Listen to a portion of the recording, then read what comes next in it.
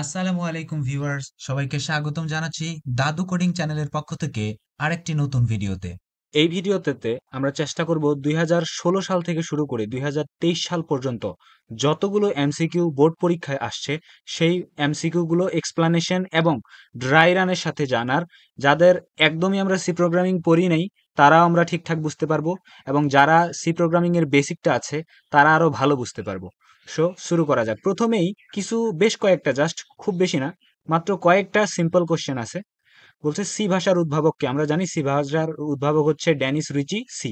আর এই জন্যই কিন্তু আমি এটার কি করি, আনসারটাকে, কারেক্ট আনসারটাকে সরাই নাই, because this question are very easy. Next হচ্ছে সি প্রোগ্রামিং ভাষায় ডেটা বা উপাত্ত, হট এভার ডেটা, মাঝে মাঝে কি হয় এই বাংলাগুলো এসে ভেজাল লাগিয়ে দেয়। আমরা কি করব, এই যে ডেটা এবং এর যে বাংলাটা সেটাও চেষ্টা করব জেনে নেওয়ার। বলছে সি প্রোগ্রামিং ভাষায় ডেটা ইনপুট নেওয়ার কমান্ড কোনটি? আমরা জানি স্ক্যানএফ ফাংশনের মাধ্যমে আমরা ইনপুট নেই। যারা আমরা পড়ি নাই তারা জাস্ট এভাবে মনে রাখতে পারি, স্ক্যান এফ মানে হচ্ছে ফাংশন, আর স্ক্যান মানে হচ্ছে কোনো কিছু থেকে কোনো একটা নমুনাকে ইনপুট নেয়া বা সেখান থেকে শনাক্ত করা। তো এখানে স্ক্যান এফ মানে হচ্ছে এমন ফাংশন যেটা কিবোর্ড থেকে ইনপুট নেয়। ফর এক্সাম্পল, আমরা যখন কোনো একটা ওয়েবসাইটে ঢুকি, তখন সেখানে যদি আমরা একটা ফর্ম ফিল আপ করতে চাই, তাহলে ফর্মে কি করতে হয়? ডেটা দেওয়ার সময় আমাদের কিবোর্ড থেকে টাইপ করে দিতে হয়। তো এরকমই যখন আমরা প্রোগ্রামিং এ কোনো কিছু ইনপুট নিতে যাই কিবোর্ড থেকে, তখন আমরা স্ক্যানএফ ফাংশন ইউজ করি। বাকি মেইন ফাংশন হচ্ছে একটা প্রোগ্রামিং এর আসল ফাংশন, যেটা প্রোগ্রাম শুরু হওয়ার সময় মেইন ফাংশন এক্সিকিউট হয়। প্রিন্টএফ ফাংশন দিয়ে আমরা স্ক্রিনের উপর কোনো কিছু প্রিন্ট করি। গেট সিএইচ দিয়ে আমরা ক্যারেক্টার ইনপুট নেই। গেট সিএইচ মানে হচ্ছে ক্যারেক্টার, গেট ক্যারেক্টার। ওকে, এখানে কিছু অল্প কিছু এক্সপ্লেনেশন দেওয়া থাকবে। সি প্রোগ্রামিং ভাষায় ইনপুট নেওয়ার জন্য লাইব্রেরি ফাংশনগুলো কি কি? স্ক্যানএফ, গেটস এবং হচ্ছে গেট সিএইচএআর। তার মধ্যে স্ক্যানএফ দিয়ে আমরা হচ্ছে যে কোনো ধরনের ইনপুট নিতে পারি। গেটস দিয়ে শুধুমাত্র স্ট্রিং ইনপুট নেই, গেট স্ট্রিং, এসতে হচ্ছে স্ট্রিং, গেট স্ট্রিং। আর গেট সিএইচএআর এই ফাংশন দিয়ে আমরা শুধুমাত্র একটা সিঙ্গেল ক্যারেক্টার ইনপুট নিতে পারি। সি প্রোগ্রামিং ভাষা আউটপুট প্রদর্শনের জন্য কি কি লাইব্রেরিগুলো? প্রিন্টএফ। প্রিন্টএফ এর মাধ্যমে আমরা কি করতে পারি? ফরম্যাটেড আউটপুট প্রিন্ট করতে পারি। আমি যেভাবে চাই সেভাবে ফরম্যাট করে আমি আউটপুটটাকে প্রদর্শন করতে পারি। আর পুটেস দিয়ে শুধুমাত্র এই যে পুট মানে হচ্ছে প্রিন্ট, আর এস মানে হচ্ছে স্ট্রিং, তাহলে স্ট্রিংটাকে শুধুমাত্র প্রিন্ট করাই। পুট সিএইচ এআর দিয়ে আমরা ক্যারেক্টারকে প্রিন্ট করাই। ওকে, এরপর হচ্ছে কি পরবর্তী লাইনে যাওয়ার জন্য কোনটা ব্যবহার হয়? পরবর্তী লাইনে যাওয়ার জন্য ব্যবহৃত হয় এই যে ব্যাকস্ল্যাশ এন। আমরা জানি এগুলাকে বলা হয় স্কেপ সিকোয়েন্স। আর এর স্কেপ সিকোয়েন্স গুলার এক একটার কিন্তু এক এক রকমের কাজ। তার মধ্যে এই যে ব্যাকস্ল্যাশ এন আছে, এটার মানে হচ্ছে নিউ লাইন, অর্থাৎ এক লাইন থেকে টপকে পরের লাইনে যাওয়ার জন্য আমরা কি করি? ব্যাকস্ল্যাশ এন ইউজ করি। যদি আমরা একটা এক্সাম্পল দিয়ে দেখি, যেমন এইখানে যে প্রোগ্রামটা লিখছি, এটাতে যদি আমি এরকম করে, আমরা বেসিক প্রোগ্রামটা হয়তো আমরা জানি, যারা জানি না তারা বলে দেই। প্রথমে আমি কি করছি, এখানে হ্যাশ ইনক্লুড অর্থাৎ হেডার ফাইল ইনক্লুড করছি। হেডার ফাইলটা কি? এসটিডি মানে হচ্ছে স্ট্যান্ডার্ড, আইতে ইনপুট, ওতে আউটপুট।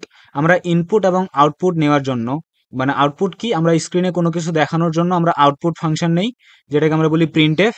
আর ইউজারের কাছ থেকে কিবোর্ড থেকে ইনপুট নেওয়ার জন্য ইনপুট ফাংশন নেই, যেটা হচ্ছে স্ক্যানএফ। এই দুইটা ফাংশন যেন কাজ করে সেজন্য আমরা এক ধরনের লাইব্রেরি ইম্পোর্ট করে নিই। লাইব্রেরি যেটার ভিতরে ইনক্লুড করা আছে যে প্রিন্টএফ মানে হচ্ছে স্ক্রিনে কোনো কিছু দেখাইতে হবে। তো এই হেডার ফাইলটা আমি ইনক্লুড করে নিছি মেইন ফাংশনের ভিতরে। আমরা জানি এইটুকুকে বলা হয় বেসিক প্রোগ্রাম, এবং তার মধ্যে আমি শুধু এই লাইনের কোডটা লিখছি, প্রিন্টএফ দাদু কোডিং। এখন যদি এই প্রোগ্রামটাকে রান করাই, তাহলে সে কি করবে? স্ক্রিনের ভিতরে দাদু কোডিং লেখাটাকে প্রিন্ট করে দিবে। এখানে বলতেছে এরর, বাট অ্যাকচুয়ালি এখানে কোনো এরর নাই। Maybe I forgot to save the programme.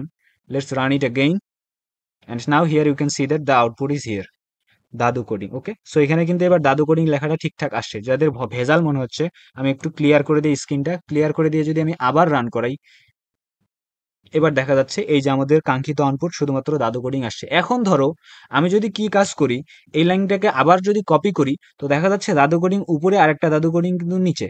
But আমি যদি এটাকে প্রিন্ট করাই, তাহলে কিন্তু দেখবো যে কি দুইটাই আসলে এই যে একসাথে লেগে গেছে, একটা আরেকটার সাথে লেগে গেছে। বাট আমি চাই এই দাদু কোডিং লেখাটা যেন উপরের দাদু কোডিংটা নিচে চলে আসে। তাহলে আমি কি করতে পারি?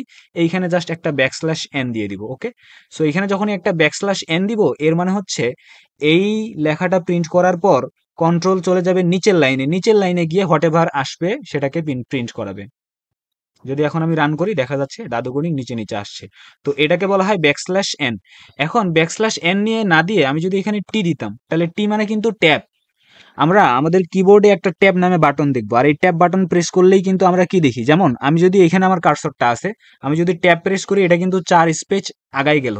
তো ট্যাব মানে হচ্ছে 4টা স্পেস। যদি আমরা চাই যে এই যে দাদু কোডিং লেখাটার পর 4টা স্পেস ফাঁকা থাকুক, তারপরে যেন নিচে দাদু কোডিং লেখাটা আসে, তাহলে আমি জাস্ট একটা ট্যাব দিয়ে দিব। এখন যদি আমি এটাকে ক্লিয়ার করি কনসোলটাকে, করে যদি আবার রান করি প্রোগ্রামটাকে, তাহলে দেখা যাচ্ছে এই যে মাঝখানে 4টা স্পেস ফাঁকা হয়েছে, দাদু কোডিং আসছে, 4টা স্পেস ফাঁকা হয়ে আরেকটা দাদু কোডিং আসছে। এটা হচ্ছে ব্যাকস্ল্যাশ টি এর কাজ। এরকম আরো অনেকগুলো স্কেপ সিকোয়েন্স আছে যেগুলো আমরা এখন দেখব। ওকে, এই যে আমি বলে দিলাম, আমি এখানে শুধুমাত্র কয়েকটা ইম্পর্টেন্ট বলি।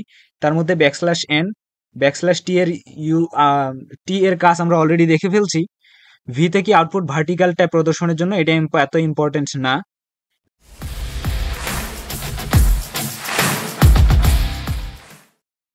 ওকে, এরপর 4 নম্বর যে কোশ্চেনটা, গেট সিএইচ এর জন্য প্রয়োজনীয় হেডার ফাইল কোনটি? গেট সিএইচ হচ্ছে একটা ফাংশন। এই ফাংশনটার মাধ্যমে আমরা ইউজারের কাছ থেকে একটা সিঙ্গেল ক্যারেক্টার ইনপুট নেই, বাট এটা গেট সিএইচ এ আর বা স্ক্যানএফ এর থেকে আলাদা। কেন আলাদা? স্ক্যানএফ, যখন আমরা স্ক্যানএফ দিয়ে ইউজারের কাছ থেকে ইনপুট নেই, তখন কিন্তু একটা ক্যারেক্টার ইনপুট দেওয়ার পরে আমাদেরকে এন্টার বাটন প্রেস করতে হয়। বাট গেট সিএইচ কি করে, আমরা যখনই ক্যারেক্টারটা ইনপুট দেই, অটোমেটিক্যালি সে পরের কাজ করে শুরু করে দেয়, অর্থাৎ এন্টার বাটন প্রেস করার জন্য অপেক্ষা করে না। আর এই ফাংশনটা তখনই চলবে যদি আমরা ইম্পোর্ট করি, বা সরি ইনক্লুড যদি করি। ইম্পোর্ট আসলে আমরা সিতে করি না, এখানে আমরা ইনক্লুড করি। ইনক্লুড যদি করি কোনিও ডট এইচ হেডার ফাইলটা। হেডার ফাইল কি? আমরা জানি একটা প্রোগ্রামের শুরুতে আমরা বেসিক সেই প্রোগ্রামিং এর প্রত্যেকটাই কিন্তু প্রথমে একটা হেডার ফাইল ইনক্লুড করতাম, stdio ডট এইচ। ঠিক এরকমই একটা হেডার ফাইল হচ্ছে কোনিও ডট এইচ, যেটাই গেট সিএইচ ফাংশনটা এই হেডার ফাইলের অন্তর্ভুক্ত। হেডার ফাইল হলো নিচের কোনটা? stdio.h, এটা একটা হেডার ফাইল। math.h, ওকে, এটাও একটা হেডার ফাইল। বাট printf.h এরকম কোনো হেডার ফাইল নাই।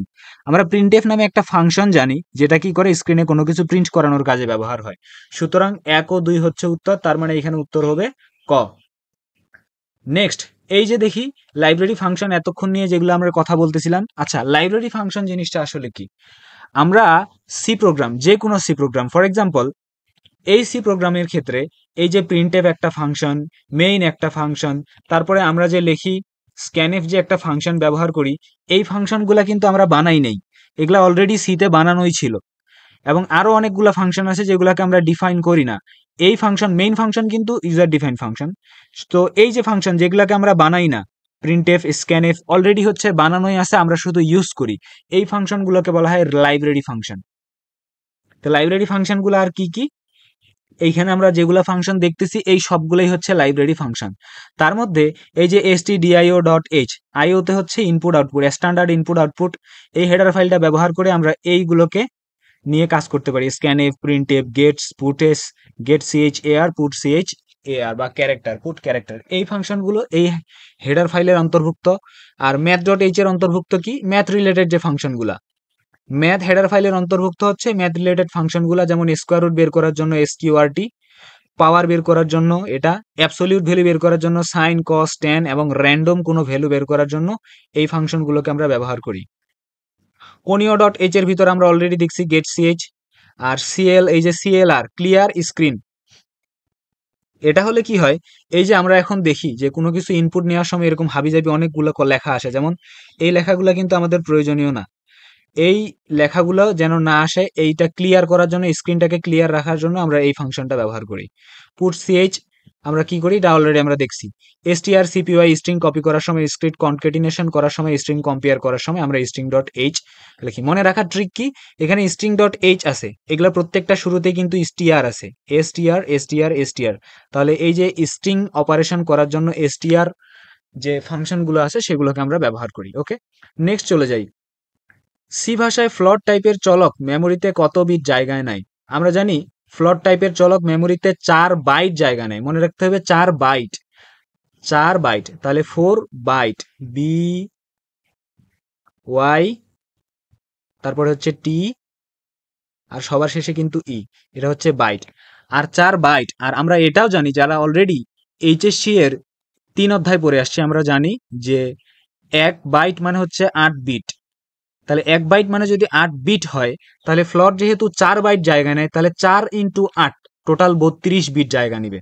তাহলে সি ভাষায় ফ্লোট টাইপের চলকের জন্য 32 বিট জায়গা নেওয়া হয়। এখানে কিন্তু বিট দেওয়া আছে। একটা জিনিস বলে দেই, পরীক্ষায় কিন্তু তারা এই 4 অপশনটাও রেখে দিবে যেন আপনারা ভুল করেন। এটা করা যাবে না। আগে দেখতে হবে বিট আছে নাকি বাইট আছে। বাইট থাকলে 4 বাইট, আর যদি বিট থাকে তাহলে 4 ইন্টু 8 করতে হবে।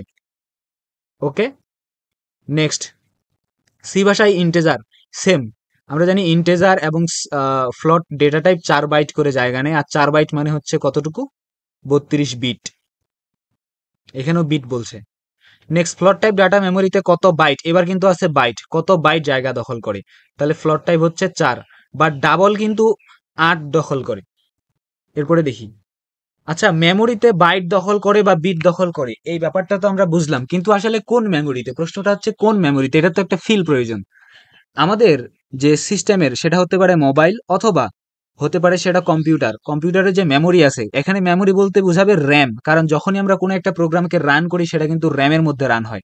আর র্যামের ভিতরে আসলে কি হয়, আমি যদি একটু দেখাই, আমাদের কিবোর্ড থেকে যদি কন্ট্রোল শিফট ইএস কি প্রিন্ট করি, তাহলে আমরা একটা টাস্ক ম্যানেজার পাবো।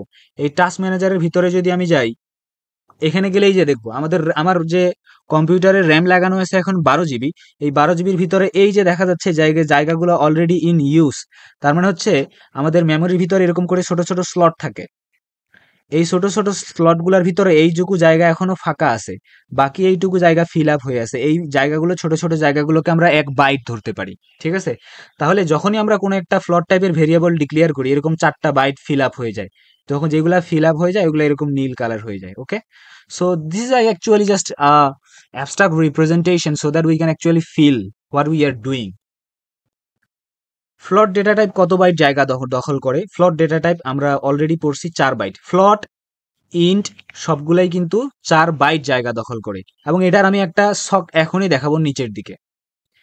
ডেটা টাইপ নির্ধারণে, ডাবল টাইপ ডেটা টাইপ নির্ধারণে কত বাইট জায়গায় প্রয়োজন হয়? মনে রাখতে হবে ইন্টিজার এবং ফ্লোট যতটুকু নাই। আচ্ছা, ফ্লোট মানে হচ্ছে ভগ্নাংশ সংখ্যা, ডাবল মানেও কিন্তু ভগ্নাংশ সংখ্যা, কিন্তু ডাবল দিয়ে আমরা কি করি, যে ভগ্নাংশ সংখ্যাগুলো অনেক বড় হয়, ধরো পয়েন্টের পরে 7 থেকে 8টা ডিজিটের থেকেও আমরা যখন বেশি নিতে চাই, সে ধরনের ভগ্নাংশগুলোর ক্ষেত্রে আমরা ডাবল ডেটা টাইপ ব্যবহার করি।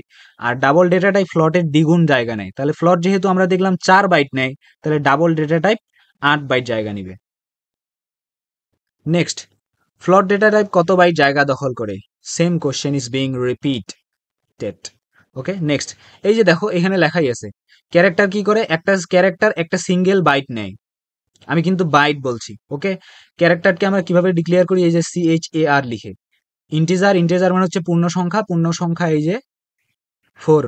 ফ্লোট হচ্ছে 4 বাইট নেয় জায়গা মেমোরিতে, আর ডাবল হচ্ছে 8 বাইট জায়গা মেমোরিতে নেয়। এখন প্রশ্ন হচ্ছে এই যে রেঞ্জ, এগুলো আসলে কি? এই যে এই রেঞ্জগুলো আমাদের পরীক্ষায় কখনো আসে না। ওকে, বলাই যায় যারা হচ্ছে ডিটেলস জানতে চাও তারা কিন্তু আমার প্লেলিস্ট দেওয়া আছে, এই প্লেলিস্ট থেকে সি প্রোগ্রামিং এর ভিডিওগুলো দেখলেই এগুলোর ডিটেলস পেয়ে যাবা। নেক্সট, সি ভাষায় ডিরাইভড ডেটা টাইপ কোনটি? আচ্ছা, ডিরাইভড ডেটা টাইপ কি? আমরা জানি বেসিক কিছু ডেটা টাইপ থাকে যেগুলোকে আমরা বলি প্রাইমারি ডেটা টাইপ। যেমন আমরা যে ব্যবহার করতাম ক্যারেক্টার, ইন্ট, ফ্লোট, ডাবল, এই 4টা হচ্ছে প্রাইমারি ডেটা টাইপ। এবং এই ডেটা টাইপগুলোকে ব্যবহার করে যখন আরো কিছু ডেটা টাইপ তৈরি করা হয়, মানে ওই ডেটা টাইপগুলোর ভিতরে এই ভেরিয়েবলগুলোই থাকে, এই ধরনের ডেটা টাইপগুলোই থাকে, সেগুলোকে আমরা বলি ডিরাইভ ডেটা টাইপ। এখানে একটা হায়ারার্কি দেখা যাচ্ছে। এই যে প্রাইমারি ডেটা টাইপের ভিতরে এগুলো আমরা অলরেডি পড়ে ফেলছি, যে ক্যারেক্টার মানে হচ্ছে একটা সিঙ্গেল ক্যারেক্টার, এ অথবা বি। ইন্টিজার মানে হচ্ছে পূর্ণ সংখ্যা 5, 10 এরকম। ফ্লোট মানে হচ্ছে ভগ্নাংশ সংখ্যা, আর ডাবল মানে হচ্ছে পয়েন্টের পর অনেকগুলো ডেসিমেল নাম্বার যখন থাকে, অর্থাৎ ফ্লোটের থেকে বড় ভগ্নাংশ সংখ্যাগুলোকে হ্যান্ডেল করার জন্য আমরা ডাবল ডেটা টাইপ ইউজ করি। নেক্সট হচ্ছে derive data type. Derive data type আমরা জানি অ্যারে হচ্ছে ডিরাইভ ডেটা টাইপ। অ্যারে আসলে কি? A group of, what I can say actually, array হচ্ছে a collection of same data type. Collection কি? মানে ধরো একটা ইন্ট এ নামে যদি একটা ভেরিয়েবল ডিক্লেয়ার করলাম, জাস্ট একটা ভেরিয়েবল হইলো, বাট এরকম যদি 100টা ভ্যালু নেওয়া দরকার হয়, তখন তো আমি জাস্ট এ কে দিয়ে একটা ভেরিয়েবলকে দিয়ে তার 100টা নিতে পারবো না। তখন আমি কি করি? অ্যারে নেই। সো জাস্ট মনে রাখতে হবে অ্যারে কি? অ্যারে হচ্ছে একটা কালেকশন, এই যে কোনো একটা, এই যে এখানে ক্যারেক্টার টাইপের হতে পারে, ইন টাইপের, ফ্লোট টাইপেরও, ডাবল টাইপেরও হতে পারে। এই ডাবল টাইপের যদি আমি ফ্লোট বলি, তাহলে অ্যারের ভিতর 100টাই জাস্ট ফ্লোট টাইপের ভেরিয়েবল হবে। ওকে, আমরা এগুলো ক্লিয়ার হয়ে নিব। সো ডিরাইভ ডেটা টাইপ গুলো কি কি? অ্যারে, পয়েন্টার এবং ফাংশন। জাস্ট মনে রাখতে হবে অ্যারে এন্ড পয়েন্টার, এই দুইটা মনে রাখলেই হবে। ইউজার ডিফাইন ডেটা টাইপগুলো কি, যেমন হচ্ছে স্ট্রাকচার কি, আমরা অবজেক্ট ওরিয়েন্টেড প্রোগ্রামিং অন্যান্য ল্যাঙ্গুয়েজগুলোতে যারা কোড করি তারা বুঝবো, বাট তোমাদের জন্য জাস্ট মনে রাখবা যে প্রাইমারি ডেটা টাইপ হচ্ছে এই চারটা, আর ডিরাইভ ডেটা টাইপ হচ্ছে অ্যারে, পয়েন্টার, ফাংশন, আর ইউজার ডিফাইন ডেটা টাইপ কোনগুলা, এগুলা, এই জাস্ট টাইপগুলা মনে রাখতে হবে, nothing else is needed. Floating data format specifier কোনটি? ফরম্যাট স্পেসিফায়ার গুলো আমরা জানি %i %d, এগুলো হচ্ছে ফরম্যাট স্পেসিফায়ার। আমরা এগুলোকে ফরম্যাটিং করার জন্য ব্যবহার করি স্ক্যানএফ অথবা প্রিন্টএফ ফাংশনের মধ্যে।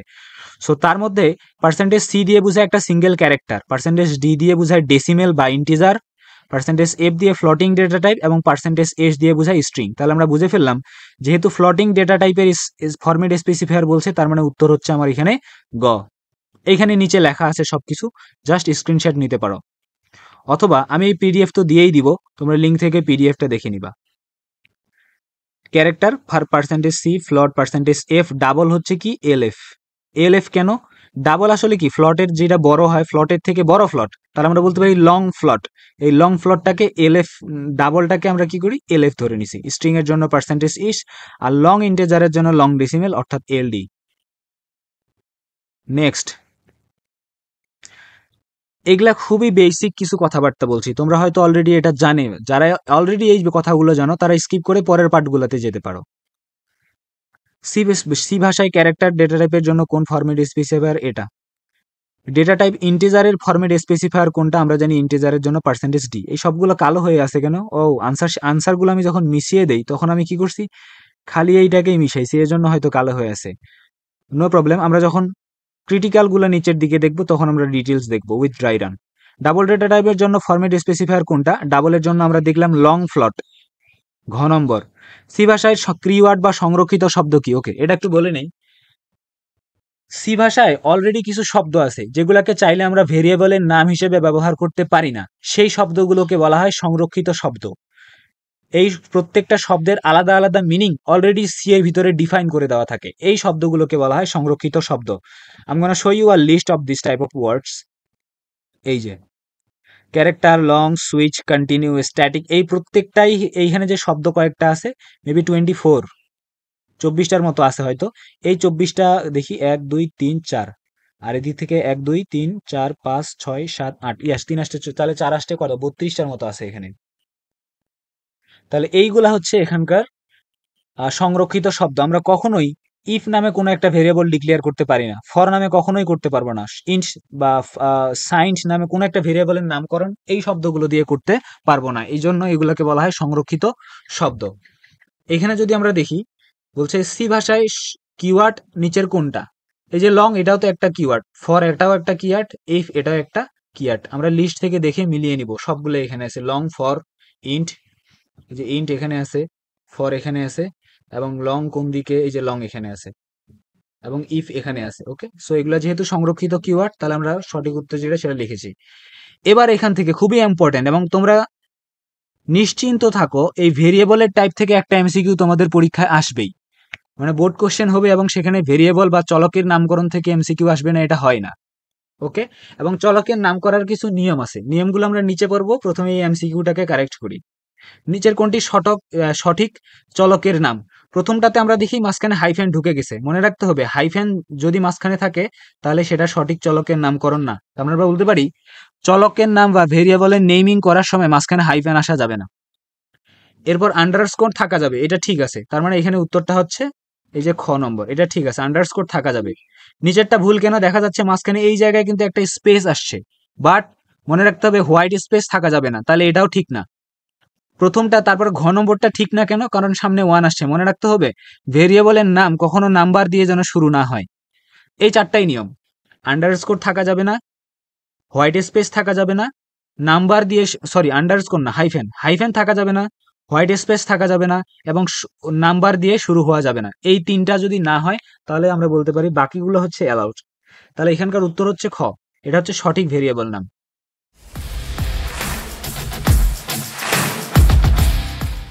বৈধ চলক, বৈধ মানে হচ্ছে যেটা সঠিক ভেরিয়েবল নিচের কোনটা? তো প্রথমেরটা তারপরেরটা প্রথমেরটা হচ্ছে সঠিক উত্তর। কেন প্রথমেরটা? অনেকজনে প্রশ্ন করবে এখানে তো মেইন আছে। হ্যাঁ মেইন আছে, বাট মেইন কিন্তু রিজার্ভ কিওয়ার্ড না। If you look over this sheet, I mean over this table, you will not find this. এখানে দেখো, তুমি যদি এখানে তাকাও, এখানে কিন্তু তুমি রিজার্ভ কিওয়ার্ডের ভিতরে মেইনকে খুঁজে পাবা না। সুতরাং আমরা জানি মেইন হচ্ছে একটা ফাংশন যেটা অলরেডি দেওয়াই থাকে, বাট এক্ষেত্রে মেইনকে কিন্তু ভেরিয়েবলের নাম হিসেবে ব্যবহার করা যাবে। খুবই ইম্পর্টেন্ট অ্যান্ড ফিশি একটা জিনিস। ক্যারেক্টারকে ব্যবহার করা যাবে না, কারণ ক্যারেক্টার হচ্ছে একটা ডেটা টাইপ অ্যান্ড এটা একটা রিজার্ভ কিওয়ার্ড। আমরা যদি দেখি এখানে অলরেডি ক্যারেক্টার লেখাই আছে। কোথায় ক্যারেক্টার? এই যে ইন, শর্ট, ফ্লট, এই যে ক্যারেক্টার প্রথমেই আছে। মাই অ্যান্ড রোল লেখা যাবে না কেন? এখানে স্পেশাল ক্যারেক্টার ঢুকছে, প্লাস এই যে মাঝখানে কিন্তু আবার কি আছে? স্পেস আছে, স্পেস থাকা যাবে না। এরপরেরটাও সঠিক নয়, কারণ এখানে হাইফেন আছে, and hyphen is not allowed.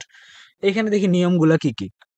নিয়মগুলা হচ্ছে, এই যে ক্যাপিটাল লেটার হতে পারবে, স্মল লেটার হতে পারবে, ভেরিয়েবলের নাম ক্যাপিটাল লেটার হতে পারবে, স্মল লেটার হতে পারবে, 0 থেকে 9 পর্যন্ত সংখ্যা থাকতে পারবে, এবং আন্ডারস্কোর ব্যবহার করা যাবে। তবে স্পেশাল ক্যারেক্টার থাকা যাবে না। স্পেশাল ক্যারেক্টার কি? এই যে হতে পারে সেটা হ্যাশ, হতে পারে ডলার সাইন অথবা পার্সেন্টেজ সাইন, এগুলা যেন ভেরিয়েবলের নাম না হয়। এগুলো হচ্ছে স্পেশাল ক্যারেক্টার।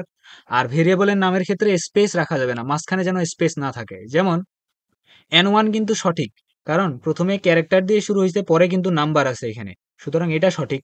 আন্ডারস্কোর 1 দিয়ে শুরু করবে, মাঝখানে আন্ডারস্কোর থাকবে, সেটাও সঠিক। কিন্তু এই যে স্পেশাল ক্যারেক্টার থাকা যাবে না, মাঝখানে স্পেস থাকা যাবে না, তারপরে এই যে স্পেশাল আরেকটা চিহ্ন হচ্ছে এখানে কি, এখানে ব্যাকস্ল্যাশ, এটাও থাকা যাবে না। তবে প্রথম ক্যারেক্টারটা অবশ্যই আন্ডারস্কোর অথবা বর্ণ হতে হবে। হ্যাঁ, আন্ডারস্কোর দিয়ে কিন্তু নেমিং শুরু করা যায়, এবং কোনো লেটার দিয়েও শুরু করা যায়, বাট নাম্বার দিয়ে কখনো শুরু করা যাবে না। এই যে কিন্তু এই যে 1n, এটা সঠিক নয়, কারণ এটা নাম্বার দিয়ে শুরু হয়েছে। কোনো কিওয়ার্ড ব্যবহার করা যাবে না। কিওয়ার্ড কি? আমরা এই দেখলাম যে একটু আগে যে রিজার্ভ কিওয়ার্ড গুলো ছিল ফর, হোয়াইল, ইফ, এবং উপরে যে 24টা বা 32টা ছিল, সেগুলো হচ্ছে রিজার্ভ কিওয়ার্ড, সেগুলো ব্যবহার করা যাবে না। ছোট এবং বড় হাতের অক্ষর ভিন্ন বহন করে। হ্যাঁ, এই জিনিসটাকে বলা হয় কেস সেনসিটিভ। কেস সেনসিটিভ মানে কি? আমরা যদি HTML এ আমরা যদি H1 লিখি বড় হাতের, ক্যাপিটালে যদি H1 লিখি, তাও কোনো অসুবিধা হবে না। আমি যদি স্মল h1 লিখি, তাও অসুবিধা হবে না, কারণ HTML is not a case sensitive language. But C অথবা প্রোগ্রামিং ল্যাঙ্গুয়েজ যেগুলো আছে, সি, C++, জাভা, পাইথন, এগুলা হচ্ছে কেস সেন্সিটিভ। এখানে তুমি যদি একটা ভেরিয়েবলের নাম দাও নাম্বার, এটা একটা আলাদা ভেরিয়েবল হিসেবে কাজ করবে। তুমি যদি এভাবে বড় হাতের অক্ষরে লেখো, সেটা আলাদা ভেরিয়েবল হিসেবে কাজ করবে। সুতরাং সি হচ্ছে কেস সেনসিটিভ। এখানে বড় হাতের এবং ছোট হাতের অক্ষর আলাদা অর্থ বহন করে। নিচের কোনটি সঠিক চলক ঘোষণা? এগুলা সবগুলোই কিন্তু বোর্ডের MCQ. I am not explaining any other question but the board. নিচের কোনটি সঠিক চলক ঘোষণা? সঠিক চলক ঘোষণা এটা। কারণ কি? এখানে নাম্বার আছে, এবং নাম্বারটা কি হয়েছে? নাম্বারটা আন্ডারস্কোর 1 দিয়ে হচ্ছে। এখন প্রশ্নটা হচ্ছে, আমি যে এটা দেখাচ্ছি পিডিএফটা, এখানে তো আমি কিভাবে বুঝেই ফেলতেছি আনসারগুলা, কারণ এই আনসারগুলা কিন্তু বেশি কালো দেখাচ্ছে। Actually what I have done so far, এটা একটা ওয়েবসাইট থেকে নেওয়া। ওয়েবসাইট থেকে আমি জাস্ট বোর্ডের কোশ্চেনগুলোকে নিয়ে এখানে ইনক্লুড করছি, এবং সঠিক উত্তরটা যখন আমি ওয়ার্ডে এডিট করতেছিলাম, সেখানে নীল কালি দেওয়া ছিল, আমি ওটা কি করছি, কালো করছি। কিন্তু এখন এটাকে প্রিন্ট করার পরে, পিডিএফ বানানোর পরে আর জানলাম, বুঝি নাই যে বাকিগুলা হচ্ছে ব্ল্যাক কালারে দেখাবে, আর এটা একটু ডিপ ব্ল্যাক দেখাবে। এনিওয়ে আই এম এক্সপ্লেনিং, আর এগুলো এমনিতেও বোঝাই যায়। নিচেরটা কি? ইন্ট নাম্বার 1, মাঝখানে স্পেস আসছে, চলবে না। প্রথমে নাম্বার আছে, সুতরাং এটাও ঠিক হবে না। তাহলে কারেক্ট উত্তর হবে খ। সি ভাষায় বৈধ চলক কোনটি? এটা তো নয়, কারণ এখানে স্পেশাল ক্যারেক্টার আসছে। এটা হবে, কারণ এখানে কিন্তু এই লেটার দিয়ে শুরু হয়েছে, এবং নাম্বার সবার শেষের দিকে আছে, সুতরাং এটা হবে। এটা হবে না কেন? মাঝখানে স্পেস ঢুকছে, এটা হবে না, মাঝখানে হাইফেন ঢুকছে। কোনটি সঠিক চলক? I think now you can actually understand your self.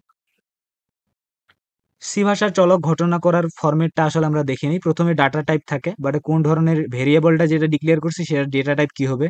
যেমন এখানে নাম্বার একটা ভেরিয়েবল ডিক্লেয়ার করছে, তার টাইপ হচ্ছে ইন্ট, এবং তারপর ভেরিয়েবলের নামটা দিতে হয়, এবং সবার শেষে একটা semicolon. This is called the break statement. C ভাষায় ধ্রুবক ঘোষণা করার নিয়ম। ধ্রুবক কি জিনিস? আমরা যদি এমনটা চাই যে একটা প্রোগ্রামের একটা জায়গায় আমি একটা সংখ্যাকে কনস্ট্যান্ট একটা ডিক্লেয়ার করব। কনস্ট্যান্ট মানে কি? যেটা কখনোই প্রোগ্রামের অন্য কোনো জায়গা থেকে চেঞ্জ করা যাবে না। কেউ যদি ওইটাকে অন্য কোনো জায়গায় চেঞ্জ করা শুরু করে তাহলে যেন এরর আসে। তো এই ধরনের যখন ভেরিয়েবল ডিক্লেয়ার করার প্রয়োজন হয় তখন আমরা কনস্ট্যান্ট এর কনসেপ্টটাকে নিয়ে আসি। কনস্ট্যান্ট ডিক্লেয়ার করার নিয়ম হচ্ছে প্রথমে কনস্ট কিওয়ার্ডটা লিখতে হবে। ও আচ্ছা, এমসিকিউতেই বলছে যে সি ভাষায় ঘোষণা করার নিয়ম কোনটা। প্রথমে আমাদের কনস্ট কিওয়ার্ডটাকে লিখতে হয়, তারপর ডেটা টাইপ দিতে হয়, যেহেতু ফ্লোট টাইপের ডেটা, এরপর ভেরিয়েবলটার নাম দিতে হয়, সেই কনস্ট্যান্ট ভেরিয়েবলটার নাম, তারপর ইকুয়াল সাইন দিয়ে আমাদেরকে সেই ভেরিয়েবলটার ভ্যালুটা দিতে হয়। যেমন পাইয়ের মান 3.1416, এটা কিন্তু কখনো চেঞ্জ হয় না। এই জন্য আমরা যদি আমার একটা প্রোগ্রাম থাকে যেখানে আমার একটা সার্কেলের কোন একটা কাজ করতে হবে, এরিয়া বের করতে হবে অথবা ডায়ামিটার বের করতে হবে, অথবা হচ্ছে আমাকে সেখানে সার্কমফারেন্স বের করতে হবে, তো সেক্ষেত্রে কিন্তু আমরা এভাবে পাই ডিক্লেয়ার করতে পারি। এবং এটা কিভাবে করি একটা প্রোগ্রামের মাধ্যমে আমি দেখাচ্ছি। যেমন এখানে একটা প্রোগ্রাম আমি কি করছি, এখানে কনস্ট প্রথমে লিখছি, যেহেতু কনস্ট্যান্ট টাইপের ভেরিয়েবল ডিক্লেয়ার করতেছি, তারপর ডেটা টাইপ দিছি ফ্লট। কেন? কারণ এটা একটা দেখতেছি আমরা ফ্রাকশন বা ভগ্নাংশ সংখ্যা, এই জন্য ফ্লট ডেটা টাইপ। এবং ভেরিয়েবলটার নাম দিছি পাই, কারণ আমরা জানি পাই এর ভ্যালু হচ্ছে 3.1416। এবার কি করলাম, একটা রেডিয়াস নিলাম, রেডিয়াস বা ব্যাসার্ধ নিলাম, কারণ আমরা জানি যে বৃত্তের ক্ষেত্রে ক্ষেত্রফলের ফর্মুলা হচ্ছে পাই আর স্কোয়ার। তাহলে আর ইন্টু আর মানে আর স্কোয়ার, আর এখানে পাই গুণ করলাম, তাহলে এরিয়া চলে আসলো, সেটাকে আমি প্রিন্ট করে দিলাম। It's just a normal program. If I run this program, so the answer will be 95.0333 something. Okay, এখন এটা গেল একটা মেইন ফাংশনের ভিতরে। যখন আমরা ভেরিয়েবল ডিক্লেয়ার করি তখন আমরা এভাবে লিখি কনস্ট ফ্লট, মানে ডেটা টাইপটার নাম, তারপর হচ্ছে ভেরিয়েবলটার নাম এবং ভেরিয়েবলটার ভ্যালু। বাট আমরা কখনো কখনো ডিফাইন প্রিপোজিশন ইউজ করি, তখন এখানে লিখতে হয় হ্যাশ ডিফাইন, তারপরে ভেরিয়েবলটার নাম দিতে হয়। ধর আমি ভেরিয়েবলটার নাম দিলাম পাই, এবং এক্ষেত্রে কিন্তু ইকুয়াল দিতে হয় না, এরপর জাস্ট ভ্যালুটা দিতে হয় 3.1416। এ কিন্তু একই কাজ করবে। আমি যদি এখান থেকে এটাকে এখন সরাই এবং প্রোগ্রামটা যদি এখন আমি রান করি, সিমিলার কিন্তু আগের মতোই কিন্তু আনসার আসতেছে, জাস্ট একটু ভেরিয়েশন হয়েছে। যেমন দেখা যাচ্ছে এখানে ছিল 94, এখানে 401, বাট এটা সামটাইম হয়ে থাকে। সো এই যে একই জিনিস কিন্তু কাজ করলো, উপরে যেভাবে আছে ডিফাইন প্রিপোজিশন ব্যবহার করে এভাবেও কিন্তু আমরা কনস্ট্যান্ট ডিক্লেয়ার করতে পারি, এবং এভাবেও আমরা কনস্ট্যান্ট ডিক্লেয়ার করতে পারি। এখন আমি যদি পায়ের ভ্যালুটা নিচে চেঞ্জ করার চেষ্টা করি, এটা কিন্তু হবে না, এরর আসবে। আমি এখন যদি লিখি পাই ইকুয়াল টু 3.14, জাস্ট লিখি, লিখে যদি এখন সেভ করি প্রোগ্রামটাকে, দেখা যাচ্ছে এখানে এরর। কেন? আমি যদি এখানে হোভার করি লেখা আসতেছে expression must be a modifiable value. এক্সপ্রেশনটার একটা মডিফায়েবল ভ্যালু থাকতে হবে, কারণ অর্থাৎ ভেরিয়েবল থাকতে হবে, বাট এটা তো ভেরিয়েবল না, এটা একটা কনস্ট্যান্ট, এই জন্য এটাকে চেঞ্জ করা যাবে না। So in this two way we can actually define a constant. তাহলে এটাও একটা আমরা দেখলাম সঠিক পদ্ধতি, এই যে এটা একটা, আর একটা হচ্ছে এই যে ডিফাইন প্রিপোজিশন ব্যবহার করে, এটাও একটা। তাহলে উত্তর হবে 1 এবং 3। মাঝখানের এটা ভুল কোথায়? ফ্লট দেওয়া আছে, পাই দেওয়া আছে, তো এটা জাস্ট একটা ভেরিয়েবল, এটা কোনো ধ্রুবক কিন্তু না। তাহলে 1 আর 3 উত্তর, 1 ও 3 খ নম্বর। নেক্সট, সি ভাষায় ধ্রুবক ঘোষণা করার নিয়ম এখানে লেখা আছে, একটু আগে যা যা বললাম সব এখানে লেখা আছে, you can actually see this yourself. C ভাষায় লজিক্যাল অপারেটর গুলো কি কি? ওকে, আচ্ছা, এটা দেখানোর আগে আমি আগে অপারেটর নিয়ে একটু পড়াশোনা করি। অ্যারিথমেটিক অপারেটর, এই অ্যারিথমেটিক অপারেটর এই কথাটাই আবার প্যাচগোজ করে দিবে গাণিতিক অপারেটর। তখন একটু আমি নিজেই প্রথমবার অবাক হয়ে গেছিলাম, গাণিতিক অপারেটর কি। সবসময় তো অ্যারিথমেটিক পড়ে আসলাম। মনে রাখবে অ্যারিথমেটিক কথার অর্থই হচ্ছে গাণিতিক।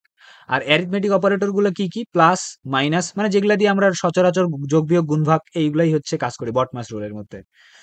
সো এই যেগুলা দিয়ে আমরা সাধারণত কাজ করি এগুলাকে বলা হয় অ্যারিথমেটিক অপারেটর। পার্সেন্টের কাজটা এখানে কি? পার্সেন্টেরকে বলা হচ্ছে রিমাইন্ডার বা মডুলাস অপারেটর, এর কাজ হচ্ছে ভাগশেষ বের করে দেওয়া। রিলেশনাল অপারেটর গুলা কি করে? রিলেশন দেখায় যে কোনো একটা জিনিস আরেকটা জিনিসের থেকে ছোট নাকি বড় নাকি সমান না। এই জিনিসগুলো দেখায় যে অপারেটর গুলো দিয়ে। মাঝখানে আমরা দেখতে পারতেছি greater than or equal, less than or equal, equal and not equal. So এগুলো হচ্ছে রিলেশনাল অপারেটর। লজিক্যাল অপারেটর গুলো কি কি? আমরা যে লজিক গেট করি, যে সেখানে এন্ড গেট থাকে, অর গেট থাকে আর নট গেট থাকে, সেরকমই এখানে এই যে এম্পারসেন্ট সাইন যখন দুইবার থাকে সেটাকে আমরা বলি এন্ড লজিক্যাল অপারেটর।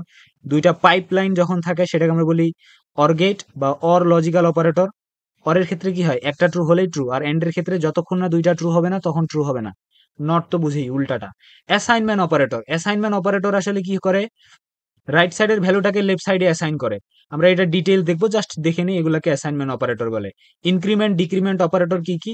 এই যে প্লাস প্লাস এ, এটাকে বলা হয় প্রি ইনক্রিমেন্ট, আর এ প্লাস প্লাস এটাকে বলা হয় পোস্ট ইনক্রিমেন্ট। পোস্ট ইনক্রিমেন্ট কি, প্রি ইনক্রিমেন্ট কি, এটার উপরে একটা ডেডিকেটেড ভিডিও আছে, এবং এটা নিয়ে আমরা অনেকগুলো কোশ্চেন সলভ করব নিচের দিকে এমসিকিউ, এবং খুবই ইম্পর্টেন্ট। এবং এটা নিয়ে প্লে লিস্টে দেখলেই দেখবে পোস্ট ইনক্রিমেন্ট এবং প্রি ইনক্রিমেন্টের ভিতরে ডেডিকেটেড আলাদা একটা ভিডিও দেওয়া আছে। কন্ডিশনাল অপারেটর, কন্ডিশনাল অপারেটর গুলো কি কি? এই যে কোশ্চেন মার্ক দিছে, টার্নারি অপারেটরে আমরা এগুলো ব্যবহার করি। Okay, so now let's solve the question. সিতে লজিক্যাল অপারেটর কোনটা? আমরা দেখছি এন্ড, এটা একটা লজিক্যাল অপারেটর, আবার এটা একটা লজিক্যাল অপারেটর, বাট এটা কিন্তু না, কারণ আমরা লিস্টে দেখছি লজিক্যাল অপারেটর মাত্র 3টা, এই যে নট, পাইপলাইন আর এন্ড। সুতরাং এটা না, কারণ কি? এই যে ইকুয়াল সাইন কিন্তু না, এটাকে আমরা বলি অ্যাসাইনমেন্ট অপারেটর। যখন আমরা একটা ভেরিয়েবলের ভিতর একটা ভ্যালু স্টোর করি তখন আমরা ইকুয়াল সাইন ইউজ করি। আমরা প্রোগ্রাম করে দেখব, যেমন আমি যদি এই প্রোগ্রামটাতে দেখাই, এই যে 5.5 আর নামক ভেরিয়েবলের ভিতরে আমি কি করছি? অ্যাসাইন করছি। তাহলে এই যে 5.5 ভ্যালুটা আর নামক ভেরিয়েবলের ভিতরে অ্যাসাইন হয়েছে কোন অপারেটর দিয়ে? এই অপারেটর দিয়ে, এই জন্য এটা হচ্ছে অ্যাসাইনমেন্ট অপারেটর। তাহলে উত্তর হচ্ছে 11-3। কোনটি লজিক্যাল এন্ড অপারেটর? তো লজিক্যাল এন্ড আমরা জানি হচ্ছে এটা, দুইটা এম্পারসেন্ট সাইন। ওকে, উদ্দীপকটা দেখি। এক্স এর ভ্যালু হচ্ছে 100 এবং x x forward slash equal to 5। এটার মানে কি? এটার মানে এটা ছোট করে এখানে লিখে দেই। যারা অলরেডি প্রোগ্রাম করতে পারি তারা তো জানি, যারা জানি না তাদের জন্য একটু বলে দেই। এক্স ওইটা ওইটা লেখা, আর এই যে X equal to X by 5 লেখা একই জিনিস। X equal to X by 5 লেখা আর X forward slash equal to 5 একই জিনিস। তার মানে এখানে কি হচ্ছে? আমরা জানি assignment operator right to left shift হিসেবে কাজ করে। রাইট অর্থাৎ ডান থেকে বামের দিকে কাজ করে। তাহলে আগে ডানের কাজ হবে, এই ডানের কাজটা গিয়ে বামের দিকে অ্যাসাইন হবে। তাহলে ডানে কি হচ্ছে? এক্স এর ভ্যালু কত? উপরে তো এক্স এর ভ্যালু 100 পাইলাম, এই 100 কে যদি 5 দিয়ে ভাগ করি তাহলে কত হবে? 20। তার মানে এক্স এর ভ্যালু হয়ে যাচ্ছে এই লাইনে এসে 20। ওকে, সো এক্স এর ভ্যালু হয়ে গেল এখানে এসে 20। পরের লাইনে কি হচ্ছে? সেই 20 কে আবার মডুলাস করতেছি 2 দিয়ে। আমরা জানি মডুলাস অপারেটর বা এর কাজ হচ্ছে রিমাইন্ডার বা ভাগশেষ বের করে দেওয়া। তাহলে আমি এক্স এর ভ্যালু যেহেতু আমার 20 কে আমি মডুলাস করতেছি কি দিয়ে? 10 দিয়ে। তো আমরা জানি 20 কে যদি আমরা 10 দিয়ে ভাগ করি তাহলে ভাগশেষ হয় 0। ভাগশেষ কি হবে এখানে? 0 হবে। তাহলে এখান থেকে উত্তর আসতেছে আমার এক্স এর ভ্যালু, সবার শেষে এক্স এর ভ্যালু হয়ে যাচ্ছে, এই এক্স এর ভ্যালু হয়ে যাচ্ছে 0। ওকে, সো এটা আসলে প্রোগ্রাম ছিল, প্রোগ্রামের প্রশ্ন আমাদের এটা না। বলছে উদ্দীপকে ব্যবহৃত হচ্ছে কি ধরনের অপারেটর? তাহলে এটা আমরা কি দেখলাম? এই অপারেটর নাম কি? Just think in 3 second. Okay, এখন আমরা দেখি এইখানে যে অপারেটরটা সেটা হচ্ছে অ্যাসাইনমেন্ট অপারেটর। তাহলে প্রথমে অ্যাসাইনমেন্ট অপারেটর পেয়ে গেছি, তাহলে এটা তো আমরা পেয়ে গেলাম। এরপর এরিথমেটিক অপারেটর, এরিথমেটিক অপারেটর পাইছি কারণ এই যে মডুলাস অপারেটরটা কিন্তু এরিথমেটিক অপারেটর। দেখো দেখো, এই যে মডুলাস অপারেটর। এরপর হচ্ছে স্ল্যাশ এবং ইকুয়াল সাইন, এটাকে আমরা বলবো অ্যাসাইনমেন্ট অপারেটর। এই যে স্ল্যাশ এবং এই যে ফরওয়ার্ড স্ল্যাশ এবং ইকুয়াল সাইন। ওকে, তাহলে 3 ধরনের অপারেটর এখানে ব্যবহার হয়েছে, বাট এখানে কিন্তু কোনো রকমের লজিক্যাল অপারেটর ব্যবহার হয় নাই। যেহেতু লজিক্যাল হয় নাই, তাহলে আমরা বলতে পারো 1 এবং 2 হচ্ছে এখানকার উত্তর। কোনটি রিলেশনাল অপারেটর? আমরা জানি রিলেশন চেক করে, যে কোনো একটা থেকে বড় নাকি সমান নাকি ছোট, এই যে কম্পারিজন অপারেটর যেটাকে আমরা বলি, কম্পেয়ার করি, এগুলাই হচ্ছে রিলেশন অপারেটর। অর হচ্ছে লজিক্যাল অপারেটর, কিন্তু আসলে অর এখানে কোনো অপারেটর না, আমরা এটাকে পাইথনে ইউজ করি, জাস্ট ও আর লিখলে অর হয়ে যায়, কিন্তু এখানে এরকম কিছু নেই। প্লাস হচ্ছে অ্যারিথমেটিক অপারেটর। তাহলে এই যে ঘ নম্বর হচ্ছে উত্তর, ইকুয়াল ইকুয়াল, এটা হচ্ছে relational operator. Let me give you the satisfaction, এই যে ইকুয়াল সাইন, এটা হচ্ছে relational operator. Next, X equal to 10 X into 5, তাহলে 10 ইন্টু 5 মানে 50, ওয়াই এর ভ্যালু হয়ে গেল 50।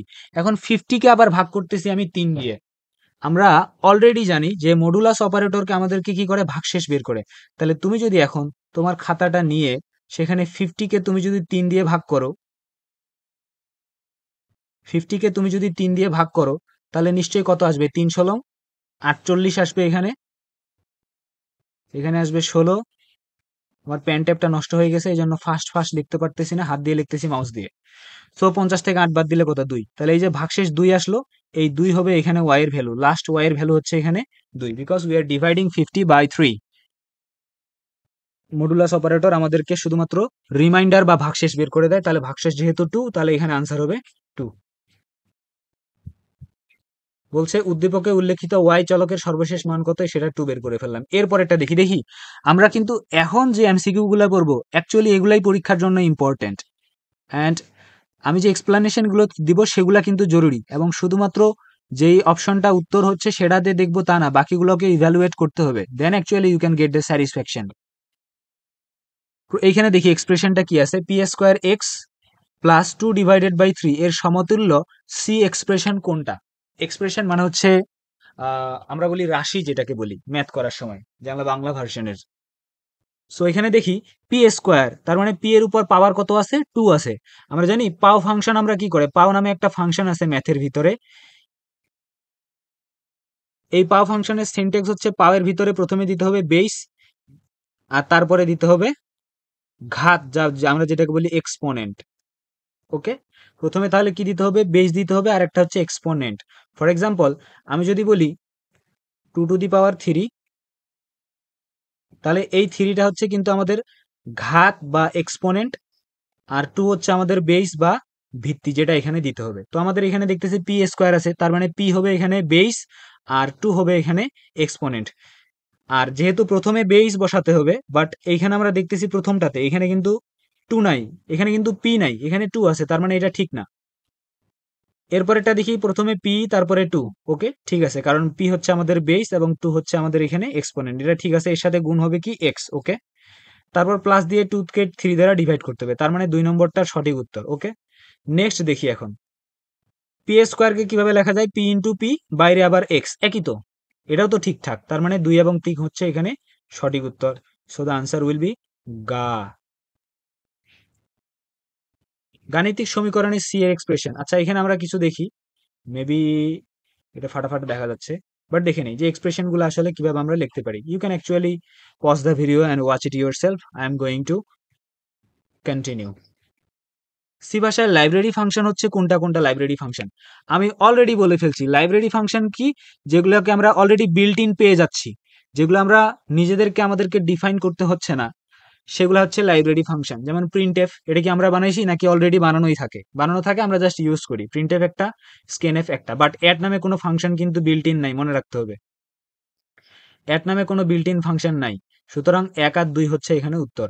অ্যাড নামে ফাংশন যদি তুমি ব্যবহার করতে চাও, তাহলে তোমাকে সেটা নিজে ডিফাইন করতে হবে।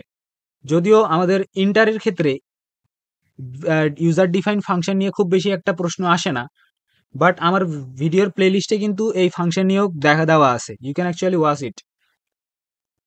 সি ভাষায় লাইব্রেরি ফাংশন কোনটা? লাইব্রেরি ফাংশন আমরা অলরেডি দেখলাম, এই যে প্রিন্টএফ হচ্ছে একটা library function. Sum, average, if নামে কোনো ফাংশন নেই। আমরা জানি ইফ হচ্ছে কি, ইফ কোনো ফাংশন না, ইফ হচ্ছে একটা কন্ডিশনাল স্টেটমেন্ট। সো ফাংশন হচ্ছে এখানে প্রিন্টএফ। সি ভাষায় লাইব্রেরি ফাংশন হচ্ছে মেইন ফাংশন, এসটিআর সিপিওয়াই এসকিউআরটি, এই তিনটাই হচ্ছে এখানে লাইব্রেরি ফাংশন। এসটিআর সিপিওয়াই এটা দিয়ে স্ট্রিং কে কপি করে, একটা স্ট্রিং কে আরেকটা, একটা স্ট্রিং ভেরিয়েবলের ভ্যালুকে আরেকটা স্ট্রিং ভেরিয়েবলের ভিতরে যখন আমরা কপি করতে চাই, তখন আমরা এসটিআর সিপিওয়াই বা স্ট্রিং কপি ফাংশন ইউজ করি। স্কোয়ার রুট বের করার জন্য, অর্থাৎ রুট বের করার জন্য এসকিউআরটি ফাংশন ব্যবহার করি। আর এইটা থাকে, এই যে এসকিউআরটি থাকে ম্যাথ ডট এইচ হেডার ফাইলের ভিতরে, এবং এসটিআরসিপি থাকে স্ট্রিং ডট এইচ হেডার ফাইলের ভিতরে। মেইন ফাংশন তো stdio ডট এইচ হেডার ফাইলের ভিতরে থাকে। ওকে, সো আমাদের উত্তর হচ্ছে লাইব্রেরি ফাংশন হচ্ছে এখানে তিনটাই, উত্তর হবে এখানে ঘ। একটি স্ট্রিং এর দৈর্ঘ্য বের করার জন্য সি ল্যাঙ্গুয়েজে কোন লাইব্রেরি ফাংশন ব্যবহার করা হয়? আমি যদি একটু আবার লাইব্রেরি ফাংশনগুলো নিচের দিকে দেখাই, এই যে স্ট্রিং ডট এইচ এর ভিতরে strcpy, এটা দিয়ে স্ট্রিং কপি করে। স্ট্রিং ক্যাট, এটাকে স্ট্রিং কনকেটিনেশন বলে। কনকেটিনেশন মানে হচ্ছে যোগ করা, একটা স্ট্রিং এর সাথে আরেকটা স্ট্রিং এর যখন আমরা যোগ করি, তখন সেটাকে আমরা বলি কনকেটিনেশন। আর স্ট্রিং কম্পেয়ার কি হয়, যে দুইটা স্ট্রিং, একটা ধরো একটাতে লেখা আছে বাংলাদেশ আর একটাতে লেখা আছে বাংলাদেশ, এবং দুইটাই স্মল লেটারে আছে। তা এখন আমি যদি strcmp এই ফাংশনটা দিয়ে কম্পেয়ার করি যে দুইটা স্ট্রিং একই কিনা, তাহলে সে উত্তর করবে, রিটার্ন করবে ট্রু। তার মানে স্ট্রিং কম্পেয়ার বা strcmp এই ফাংশনটা কি করে, যখন দুইটা স্ট্রিং সেম হয়, তখন সে ট্রু উত্তর করে। আচ্ছা, একটা কথা বলে নেই, এই স্ট্রিং স্ট্রিং করে অনেকক্ষণ ধরে কথা বলতেছি, অনেকে হয়তো স্ট্রিং এর জানে না যে স্ট্রিং আসলে কি। যারা অ্যাকচুয়ালি, অনেকেই থাকে এরকম, যারা এইচএসসির এই যে 5 চ্যাপ্টারটা, এটা শুধুমাত্র এমসিকিউ অ্যান্সার করার জন্য রেখে দেয়, তাদের ক্ষেত্রে বলি, স্ট্রিং হচ্ছে character, A group of character. For example, আমি যদি ইনপুট নিতে চাই, আমি যদি একটা ক্যারেক্টার ডিক্লেয়ার করি ক্যারেক্টার এ, এবং এটা কিন্তু আমি ইনপুট নেই কি দিয়ে, জাস্ট পার্সেন্টেজ সি দেই, দিয়ে এখানে অ্যাম্পারস্যান্ড কি করি এ দিয়ে জাস্ট আমরা এইভাবে কি করি ইনপুট নেই। বাট আমরা সিঙ্গেল ক্যারেক্টার নিয়ে না, অনেক সময় আমাদেরকে কাজ করতে হয় আ গ্রুপ অফ ক্যারেক্টার নিয়ে। ফর এক্সাম্পল আমাকে বাংলাদেশ এই কথাটাকে ইনপুট নিতে হবে, তখন কিন্তু আর আমরা পার্সেন্টেজ সি দিয়ে নিতে পারবো না, কারণ পার্সেন্টেজ সি শুধুমাত্র একটা সিঙ্গেল ক্যারেক্টার ইনপুট নেয়। তখন আমাদেরকে নিতে হয় পার্সেন্টেজ এস। তাহলে এই যে একটা ওয়ার্ড বা একটা লাইন, এই ধরনের যখন অনেকগুলো ক্যারেক্টার থাকে, ক্যারেক্টারের সমষ্টি, সেটাকে আমরা বলি স্ট্রিং। আচ্ছা, এখানে স্ট্রিং, আমাদের প্রশ্নটা ছিল যে স্ট্রিং এর দৈর্ঘ্য বের করার ফাংশন কোনটা। মনে রাখতে হবে যে str লেন, স্ট্রিং এর লেন, লেন মানে হচ্ছে লেন্থ, আর লেন্থ মানে হচ্ছে আমরা জানি দৈর্ঘ্য। তাহলে স্ট্রিং এর দৈর্ঘ্য বের করার জন্য ফাংশন হচ্ছে str len। আর উপরের ফাংশন গুলা কি str ln, এটা আসলে ঠিক না। str cmp আমরা জানি কম্পেয়ার করার জন্য, str cat কনকেটিনেশন করার জন্য। সি এর এক্সপ্রেশন, এই এক্সপ্রেশনটার মান কত, আমরা উত্তরটা দেখার আগেই আমরা এখানে চেষ্টা করব। সো এখানে একটা ব্যাপার আছে, যেমন এখানে মডুলাস অপারেটর আছে, আবার ইনটুও আছে এখানে। এখন প্রশ্ন হচ্ছে, তাহলে আমি আগে ইনটু করব, অর্থাৎ 2 আর 3 কে গুণ করব, করে 6 হবে, 6 কে কি 10 দিয়ে ভাগ দিব, নাকি আগে 10 কে 2 দিয়ে মডুলাস করব, তারপর এই উত্তরটাকে 3 এর সাথে গুণ করব? কারণ ইনটু আর মডুলাসের প্রেসিডেন্সি কিন্তু সমান।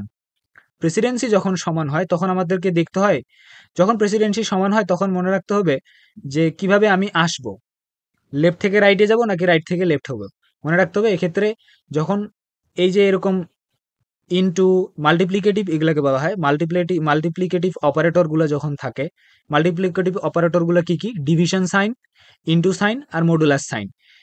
ডিভিশন সাইন, ইনটু সাইন আর মডুলাস সাইন থাকলে লেফট থেকে রাইটের দিকে ক্যালকুলেশন করে আসতে হবে। তাহলে লেফট থেকে রাইট, এটাকে বলে অ্যাসোসিয়েটিভিটি। তো লেফট থেকে এখন রাইটের দিকে আসি, তাহলে প্রথমে আছে 10, 10 কে মডুলাস করি 2 দিয়ে। 10 একটা শব্দ, 10 হচ্ছে একটা নাম্বার, এটাকে যদি 2 দিয়ে মডুলাস করি, তাহলে মডুলাস অপারেটরের কাজ হচ্ছে রিমাইন্ডার বা ভাগশেষ বের করা। তুমি 10 কে 2 দিয়ে ভাগ করে দেখো, ভাগশেষ আসবে 0। তাহলে শূন্যর সাথে এবার কি করব, আমি এখানে যে উত্তরটা আসলো 0, সেই শূন্যর সাথে 3 কে আবার গুণ করব। শূন্যর সাথে 3 গুণ করলে কি হয়, 0 হয়ে যায়। তার মানে এই পাঁচটা পুরোটাই 0 হয়ে গেল, শেষে থাকলো শুধুমাত্র 3। এই জন্য আনসার হবে এখানে আমার 3। নিচের দিকে লিখি, বলছে পার্সেন্ট এবং ইনটু, এগুলো হচ্ছে একই স্তরের, একই লেভেলের, প্রেসিডেন্সি এদের সমান, এবং এগুলোকে বলা হয় মাল্টিপ্লিকেটিভ অপারেটর। এবং নিচে আরেকটা কথা, একই স্তরের অপারেটরের অ্যাসোসিয়েটিভিটি হচ্ছে বাম থেকে ডান বা লেফট টু রাইট। এই যে আমি বাম থেকে ডানের দিকে আসলাম। ওকে, অপারেটর গুলো দেখি কি কি, post fix operator, multiplicative, relational operator, এগুলা সবগুলো আমরা অলরেডি দেখছি, এবং এইদিকে অ্যাসোসিয়েটিভিটি দেখাচ্ছে। যে এই যে যেমন দেখি মাল্টিপ্লিকেটিভ অপারেটর গুলা যখন থাকে, এগুলা একই ইয়াতে আছে, এবং এদের অ্যাসোসিয়েটিভিটি হচ্ছে লেফট টু রাইট। নেক্সট,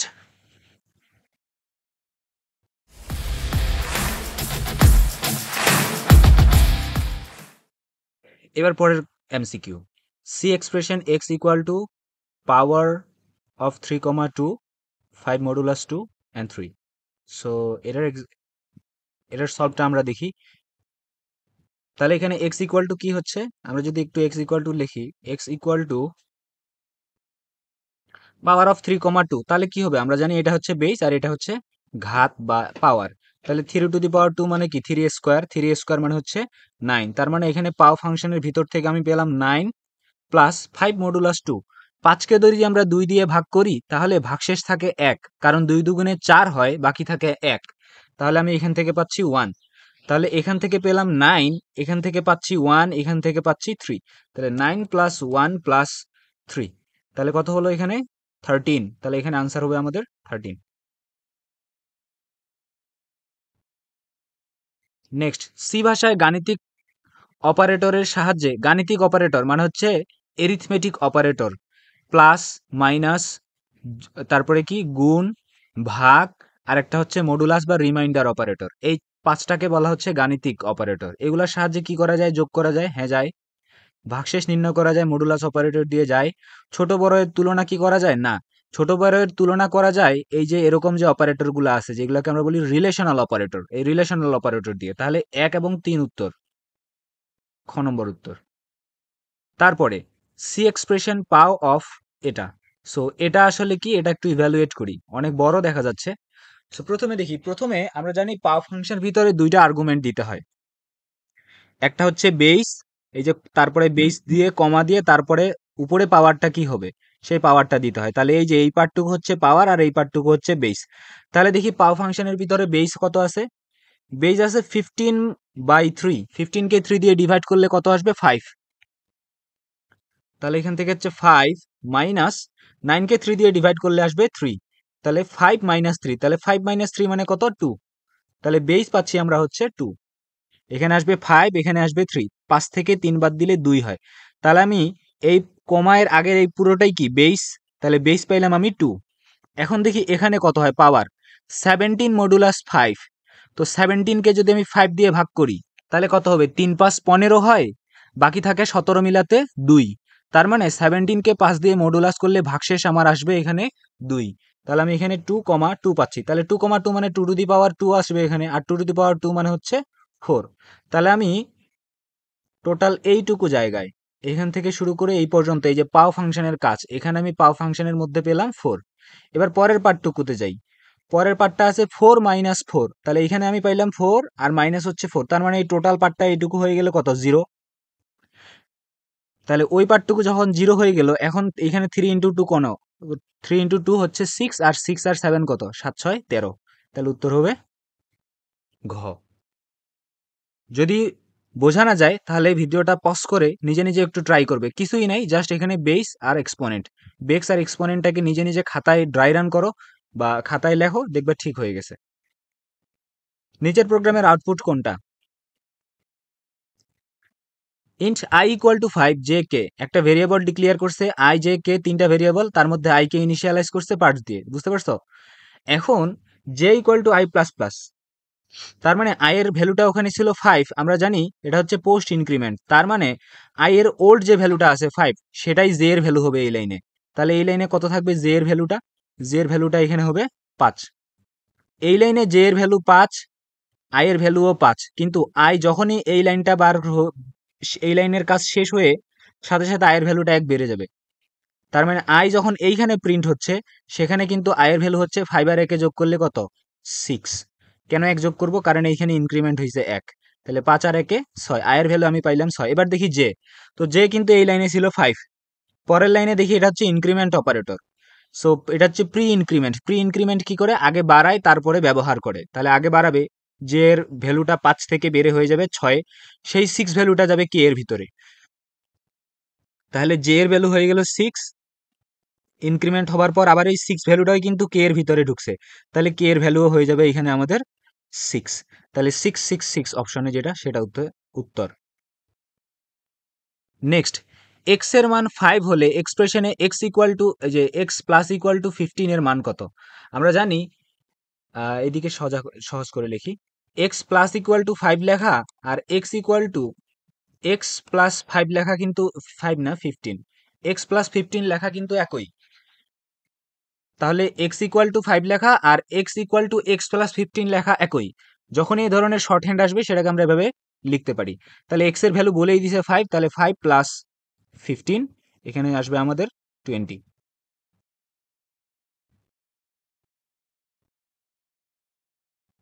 পরের প্রোগ্রাম, i কে দুইটা ইন্টিজার টাইপের ভেরিয়েবল ডিক্লেয়ার করছে, i কে ইনিশিয়ালাইজ করছে 8 দিয়ে, k equal to i plus plus. তো i এর ভ্যালু ছিল 8, তাহলে এই লাইনে k এর ভ্যালু কত হবে, 80 হবে।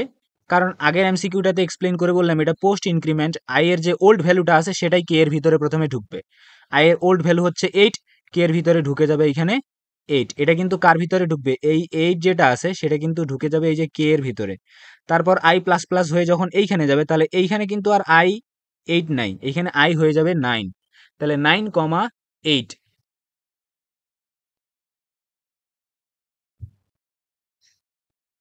নিচের প্রোগ্রামের আউটপুট কোনটি। তো আমরা দেখি একটা প্রোগ্রাম আছে যেখানে 9 কে স্কোয়ার রুট করছে। স্কোয়ার রুট মানে হচ্ছে রুট, জাস্ট এই যে স্কোয়ার রুট লেখা, ইংরেজিতে এটাকে বলে স্কোয়ার রুট, বাট আমরা জাস্ট বলি রুট। রুট 9 মানে হচ্ছে কত 3। তাহলে এই লাইন থেকে আমি a এর ভ্যালু পাইলাম 3, a এর ভ্যালু আসবে এখানে 3।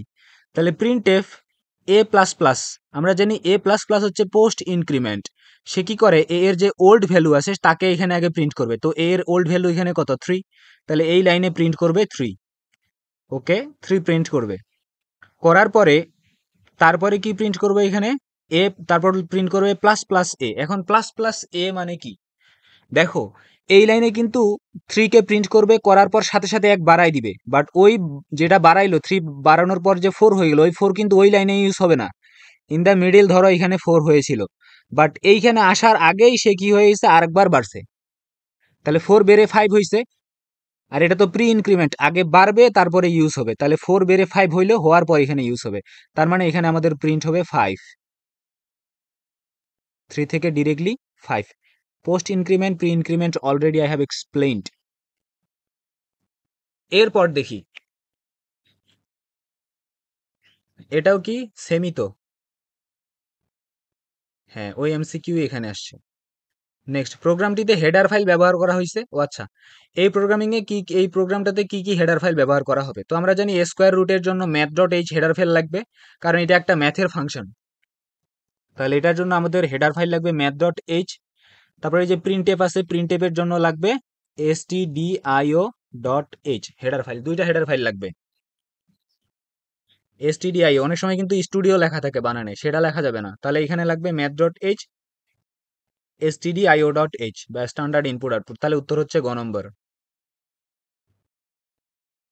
কনঅর্ডেটেড গেট সিএইচ এর ক্ষেত্রে লাগে, সেটা আমরা এখন আর করব না।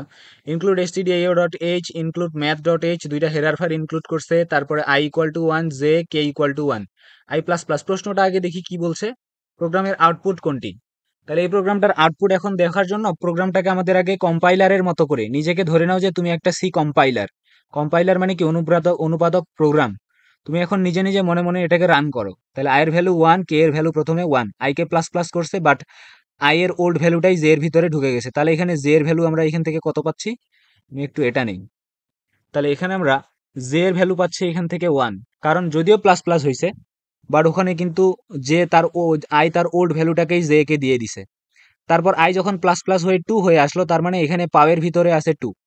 তো এই এক্সপ্রেশনটা আসলে কি, এই এক্সপ্রেশনটা হচ্ছে J equal to J plus পাও ফাংশনের ভিতরে কত আছে, আই এর ভ্যালু এখানে কত হবে, আই এখানে ছিল 1, এখানে এসে প্লাস প্লাস হয়েছে, তার মানে এখানে 2 হয়ে যাবে। তাহলে 2,3, তাহলে J equal to J plus 2,3। তাহলে জে এর অলরেডি আগের ভ্যালু কত, এই লাইনে আমরা পাইছি জে এর ভ্যালু 1, আর এখানে আসে 1 প্লাস পাওয়ার অফ 2,3, তাহলে 2 টু দি পাওয়ার 3 মানে কি, 2,3 মানে তো 2 টু দি পাওয়ার 3, তাহলে 2 টু দি পাওয়ার 3 মানে হচ্ছে 8, 8 প্লাস 1 মানে হচ্ছে 9। তার মানে এই লাইনে আমরা জে এর ভ্যালু পাচ্ছি 9। এখান থেকে আমি জে এর, এই লাইনের জে এর ভ্যালুটা আমি পেলাম 9। এবার পরের লাইনে যাই, K modulus equal to J. আর K modulus equal to J মানে হচ্ছে K equal to K modulus J. তাহলে K equal to K modulus J. এখন কে এর ভ্যালু কত, কে এর ভ্যালু শুধুমাত্র এখানে আমরা দেখছি 1, তার মানে এখানে 1 মডুলাস জে। জে এর ভ্যালু কত, জে এর ভ্যালু আমরা এখানে দেখতেছি 9 বর্তমানে, তাহলে 1 মডুলাস 9। এখন 1 কে 9 দিয়ে ভাগ করলে কত উত্তর আসবে সেটা আমাদেরকে এখানে দেখতে হবে। কিভাবে করব, আমি যদি 1 কে ভাগ করি কত দিয়ে, 9 দিয়ে, আরে কি লিখতেছি,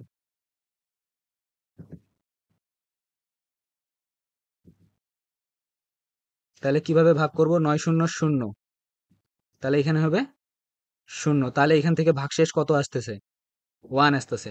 তার মানে আমাদের এখান থেকে টোটাল এইটুকুর কে এর ভ্যালুটা এখানে কত হবে, কে এর ভ্যালুটা এই লাইনে হবে আমাদের কে এর ভ্যালু 1। তাহলে 1 1ই থাকলো, 1 কিন্তু চেঞ্জ হলো না। এখন এটা আমি এভাবে লিখে কেন দেখাইলাম, অনেকে গোলমাল করে, এককে যখন 9 দিয়ে ভাগ করতে যায় তখন ভাগশেষ কত আসবে সেটা বের করতে গিয়ে তাদের সমস্যা হয়। তো এই জন্য আমি দেখাইলাম এভাবে ভাগটা করতে হবে। 9 0 0, 1 থেকে 0 বাদ দিলে কত হয়, একই হয়। তাহলে 1 হবে ভাগশেষ, আর রিমাইন্ডার অপারেটরের কাজ হচ্ছে ভাগশেষ বের করা। তাহলে কে এর ভ্যালু এই লাইনে হয়ে গেল 1। এখন নিচের দিকে জাস্ট এখানে প্রিন্ট করব। তাহলে আয়ের ভ্যালু কত, আয়ের ভ্যালু শেষ পর্যন্ত, শেষ আয়ের ভ্যালু আমরা এখানে ইউজ করছি, এই যে এই জায়গাটাতে, এরপরে আর আই কে ইউজ করি নাই। তাহলে আয়ের ভ্যালু এখানে কত আসছিল আমাদের 2, তার মানে প্রথমে হচ্ছে এই যে 2 পাচ্ছি। এবং দেখো ফরচুনেটলি সবগুলো, আনফরচুনেটলি সবগুলাতেই কিন্তু 2 আছে প্রথমে। ওকে, তার মানে আমাদের শুধু আই বের করলে হচ্ছে না। এখন জেতে যাই, জে এর ভ্যালু আমরা লাস্ট পাইছি এই লাইনে লাস্ট জে এর ভ্যালুটাকে আমরা এইখানে যে লাস্ট ইউজ করছি, তাহলে জে এর ভ্যালু লাস্ট ইউজ করছি আমরা 9। এই যে ফরচুনেটলি এখানে যেহেতু 9 আছে, তাহলে পরের অপশনগুলো আর দেখার প্রয়োজন নাই। এটাই হচ্ছে আমার উত্তর। আর কে কিন্তু আমরা অলরেডি বের করে ফেলছি, লাস্ট হচ্ছে কত 1। ওকে, সো এটাই হচ্ছে ক্ষয়ের আনসার। নেক্সট,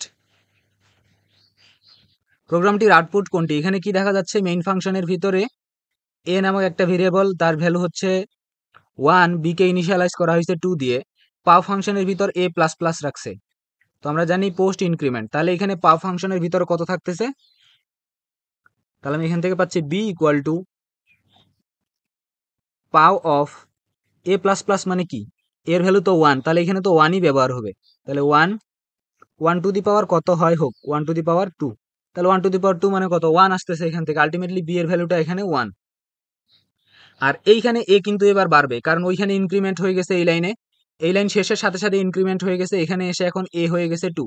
তাহলে এর ভ্যালু হচ্ছে 2 আর বি এর ভ্যালু হচ্ছে 1, কারণ আমরা দেখলাম এই লাইন ক্যালকুলেট করলে এখানে 1ই আসে। তাহলে 2,1, এই যে 2,1 খ নম্বরের উত্তর।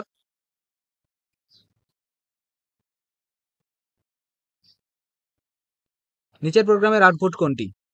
এ ইকুয়াল টু 3 আর এখানে হচ্ছে বি। দুইটা ভেরিয়েবল, একটা হচ্ছে এ আর একটা বি, ইন্টিজার টাইপের। এ কে ইনিশিয়ালাইজ করছে 3 দিয়ে, বি ইকুয়াল টু 2 ইন্টু এ, তাহলে এ এর ভ্যালু কত 3, 3 ইন্টু 2 মানে কত 6। তাহলে বি এর ভ্যালু আমরা এখানে কত পাচ্ছি, এই লাইনে আমরা বি এর ভ্যালু পাইলাম 6, বি ইকুয়াল টু 6 আর কিছু পার্সেন্টেজ ডি কমা সি। তো এটা তো বোঝাই যাচ্ছে অনেক সোজা একটা প্রোগ্রাম। 6 উত্তর। এর ভ্যালু হচ্ছে 3, 2 ইন্টু 3 6। ওকে, 6ই উত্তর এখানে। নেক্সট, নিচের সি প্রোগ্রামের আউটপুট কোনটা? এ বি দুইটা ভেরিয়েবল, বি কে ইনিশিয়ালাইজ করছে 50 দিয়ে, তারপর বি কে 50 কে 25 দিয়ে ডিভাইড করছে। তো 50 কে 25 দিয়ে মডুলাস করলে কত ভাগশেষ বের হবে? 0 বের হবে, কারণ 50 কে তো 25 দিয়ে ভাগ করলে 0 হয়, ভাগশেষ 0 হয়। তাহলে এখানে এর ভ্যালুটা হয়ে যাবে 0, প্রিন্ট করলে উত্তর আসবে আমাদের 0। খুবই সিলি একটা এক্সাম্পল ছিল, এই জন্য এই যে উত্তরটা কিন্তু দাগাই আছে। এক্স এর মান কত? যারা অলরেডি উপরের গুলা পারছি তারা চেষ্টা করবো নিচের গুলা সলিউশন দেখার আগে ভিডিওটা পজ করে আগে নিজেরা আনসারটা বের করার খাতা কলমে। যদি নিজেরা আনসারটা বের করতে পারি তারপরে আমরা উত্তরটা মিলাই নিব আমার এক্সপ্লানেশনের সাথে। ওকে, সো এক্স কে প্রথমে ইনিশিয়ালাইজ করছে এখানে 100 দিয়ে, আর এই এক্স ডিভাইডেড ইকুয়াল টু 5 এর মানে হচ্ছে X equal to X by 5, X equal to X divided by 5, আর এক্স এর ভ্যালু হচ্ছে 100, তার মানে হচ্ছে 100 ডিভাইডেড বাই 5। তো 100 কে 5 দিয়ে ভাগ করলে কত আসবে? 20। তার মানে এক্স এর ভিতরে এই লাইনে আমার ঢুকে আছে 20। পরের লাইনে এসে কি হচ্ছে, এখানে এখানে এক্স এর ভ্যালু 20, 20 কে আমি 10 দিয়ে মডুলাস করতেছি, তাহলে এক্স ইকুয়াল টু এক্স এর ভ্যালু হচ্ছে 20, 20 মডুলাস 10। তো 10 কে যদি আমি 20 কে যদি আমি 10 দিয়ে ভাগ করি, ভাগশেষ কত আসবে? 0 আসবে। 20 এটাকে যদি আমি 10 দিয়ে ভাগ করি, তাহলে 10 দুগুণে কি হয়? এটা কিন্তু 10, 10 দুগুণে 20 হয়। তাহলে আমাদের তো দরকার রিমাইন্ডার, মডুলাস অপারেটর আমাদেরকে রিমাইন্ডার বের করে দেয়, তাহলে এখান থেকে রিমাইন্ডার পাচ্ছি 0। তার মানে আলটিমেটলি এক্স এর ভ্যালু হয়ে গেল 0, ক নম্বরটা উত্তর।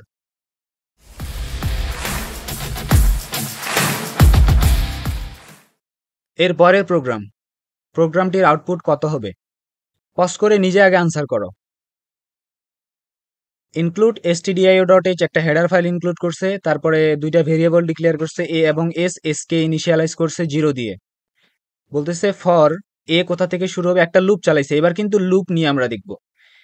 শুরু হয়েছে লুপটা এ 1 থেকে এবং যাবে কত পর্যন্ত? এটা 5 পর্যন্ত চলবে এবং প্রত্যেকবার এক এক করে বাড়বে। তার মানে প্রথমে আমরা জানি একটা লুপের প্রথমেই পার্টটা হচ্ছে ইনিশিয়ালাইজেশন, তারপর একটা কন্ডিশন কোথায় গিয়ে স্টপ হবে, কতক্ষণ পর্যন্ত চলবে, এবং প্রত্যেকবার লুপটা কত করে বাড়বে, মানে লুপটা এক এক করে বাড়বে নাকি 2 করে বাড়বে নাকি 3 করে বাড়বে। এইখানে এটাকে বলা হয় আইটারেটর বা কাউন্টার আমরা বলি। সো দেখি এখন কি হয় এখানে 1 থেকে। তাহলে আমরা বলতে পারি এইখানে কি হচ্ছে, S equal to S plus A, তাহলে এস এর ভ্যালু প্রথমে 0। তার মানে আমরা বলতে পারি এটা হচ্ছে এমন একটা প্রোগ্রাম যেটাতে 1 থেকে 5 পর্যন্ত স্বাভাবিক সংখ্যাগুলোকে যোগ করে প্রত্যেকবার যোগফলটাকে প্রিন্ট করতে হবে। তার মানে প্রথমে কি হবে, প্রথমে তো s এর ভ্যালু 0, a এর ভ্যালু 1। এখানে দেখতেছে a কি 5 এর থেকে ছোট, ইয়াস 5 এর থেকে যেহেতু a ছোট তাহলে ভিতরে আসবে।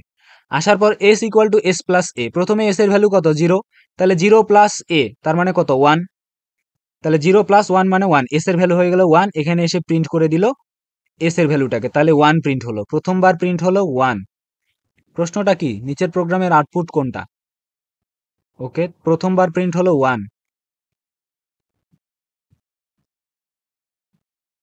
ও সরি, এখানে ঝামেলাটা কোথায়, কারণ এই যে প্রিন্টএফ এর এখানে কিন্তু একটা সেমি দেয় নেই, এখানে কিন্তু কার্লি ব্রাসিস দেয় নেই, যদি ওখানেও কার্লি ব্রাসিস দিত এবং এই জায়গাটায় এই কার্লি ব্রাসিসটাকে আমি ধরে ফেলছি এটার সাথে, কিন্তু আসলে না, এটা আসলে কি হয়েছে, এটা কি হয় আমরা জানি ফর লুপের ক্ষেত্রে এখানে একটা কার্লি ব্রাসিস থাকে, বাট যদি আমরা কার্লি ব্রাসিসটা এখানে না দেই তখন আসলে কি হয়, এই ফরের যেখানে আমি কন্ডিশন মানে ফরের সিনট্যাক্সটা যেখানে শেষ করছি ওর নিচে শুধুমাত্র একটা লাইন ওই লুপের আন্ডারে থাকে, শুধুমাত্র নিচে একটা স্টেটমেন্ট ওই লুপের আন্ডারে থাকবে, বাকি এগুলো না। তার মানে এই ফর লুপের ভেতরে শুধুমাত্র এই স্টেটমেন্টটা আছে, প্রিন্টএফ কিন্তু নাই। প্রিন্টএফ সবার শেষে যখনই লুপটা ব্রেক করবে তখন এসে প্রিন্টএফ কাজ হবে। ওকে, সো আমরা দেখি 1 থেকে 5 পর্যন্ত সংখ্যাগুলোর যোগফল কত, একটা শর্টকাট ফর্মুলা দেই। আমরা ক্লাস 8-এ একটা সূত্র পড়ছিলাম, স্বাভাবিক সংখ্যার যোগফলের সূত্র হচ্ছে প্রথম সংখ্যা প্লাস শেষ সংখ্যা ইন্টু পদ সংখ্যা ভাগ 2।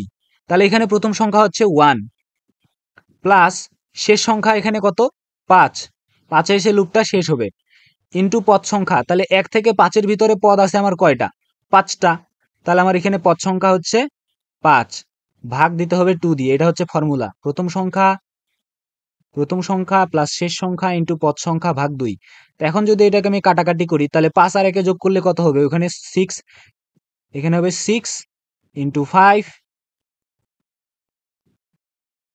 আমার পেন ট্যাব হয়ে গেছে নষ্ট, আর নিচে হচ্ছে 2, তাহলে 6 কে এখানে যেহেতু এটা ইন্টু সাইন, তাহলে 6 কে 2 দিয়ে ভাগ করলে কত হবে 3, তাহলে 3 ইন্টু 3, তাহলে 3 কে যদি এখন 5 দিয়ে মাল্টিপ্লাই করি 3 5 15, তাহলে আনসার হবে এখানে 15, সবার শেষে 15, যখনই এই লুপটা এক্সিকিউট হওয়া শেষ হবে এসে এখানে 15 প্রিন্ট করবে। তাহলে ট্রিকটা কি, প্রথম সংখ্যা প্লাস শেষ সংখ্যা ইন্টু পদ সংখ্যা ভাগ 2, এই ফর্মুলা অ্যাপ্লাই করে আমরা স্বাভাবিক সংখ্যার যোগফলের ইয়েগুলা বের করতে পারবো। এরপরেরটা, নিচের প্রোগ্রামের আউটপুট কোনটি, দুইটা ভেরিয়েবল বানাইছে, একটা আই আর একটা হচ্ছে এস কে ইনিশিয়ালাইজ করছে 0 দিয়ে, 1 থেকে শুরু 6 পর্যন্ত চলবে, এক এক করে বাড়বে এবং প্রত্যেকবার কি হচ্ছে ওই একই আগেরটার মতো, এখানে জাস্ট 1 থেকে 6 পর্যন্ত। তাহলে এখানে প্রথম সংখ্যা হচ্ছে 1, তার সাথে যদি আমি শেষ সংখ্যা কত 6, 6 আর 1-এ যোগ করলে কত হবে 7, তাহলে প্রথম সংখ্যা প্লাস শেষ সংখ্যা ইন্টু পদ সংখ্যা কয়টা, 1 থেকে 6 পর্যন্ত পদ আছে 6টা, ভাগ 2, তাহলে 6-কে 2 দিয়ে ভাগ করলে কত হয় 3 হয়, তাহলে 3 সাথে 21 উত্তর। কারণ এই যে ফর স্টেটমেন্টে এখানেও কিন্তু কার্লি ব্রাসেস নাই, তার মানে ফরের ক্ষেত্রে শুধুমাত্র এই স্টেটমেন্টটা কাজ করবে। সে কি করতেছে, প্রথমে এস এর ভ্যালু 0, 0-র সাথে যোগ করতেছে 1, তাহলে এস এর ভিতর বর্তমান থাকতেছে কত 1, আই 1 বেড়ে গেল, আই এর ভ্যালু হয়ে গেল 2, এখানে আসতেছে আগে ছিল এস এর ভ্যালু 1, 1 এর সাথে 2 যোগ করতেছে 3 হচ্ছে, তাহলে এরকম করে যোগ করতেই থাকবে 6 পর্যন্ত, 6 পর্যন্ত যোগ করলে আলটিমেটলি উত্তর আসবে 21। যদি আমরা ক্যালকুলেটারে 1 plus 2 plus 3 plus 4 plus 5 plus 6 করি তাও আমাদের উত্তর 21ই আসবে। নিচের প্রোগ্রামের আই এর মানের কি পরিবর্তনে আউটপুট 12 হবে, আই এর মানটা কিভাবে পরিবর্তন হলে আউটপুটটা আমার 12 হবে দেখি।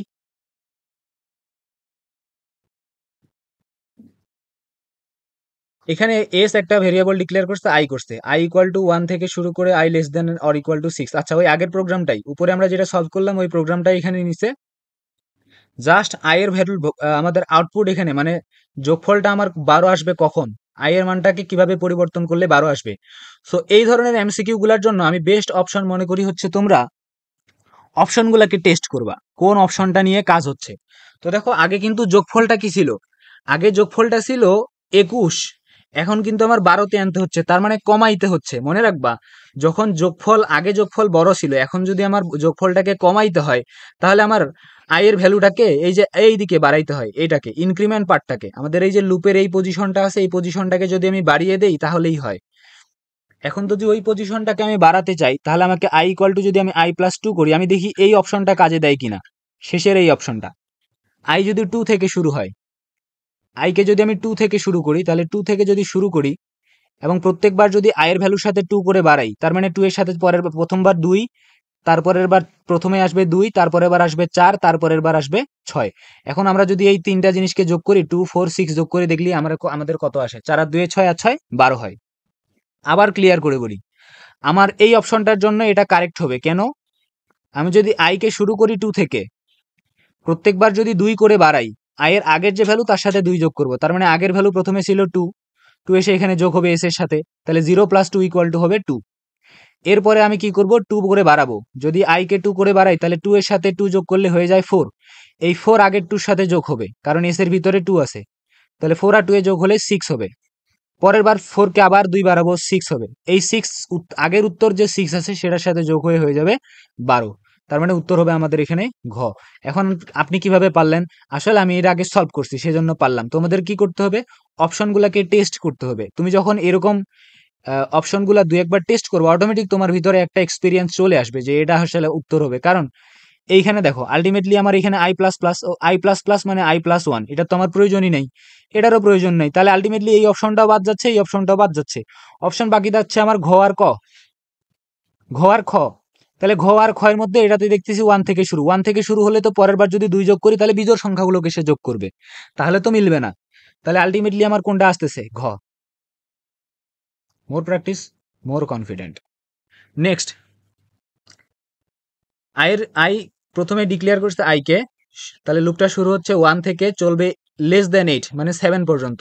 তাহলে 1 থেকে 7 পর্যন্ত লুপটা চলবে এবং প্রত্যেকবার 2 করে বাড়বে। আমরা জানি i প্লাস ইকুয়াল টু 2, এই যে i প্লাস ইকুয়াল টু 2, এটার মানেই হচ্ছে i equal to i plus 2, একই কথা।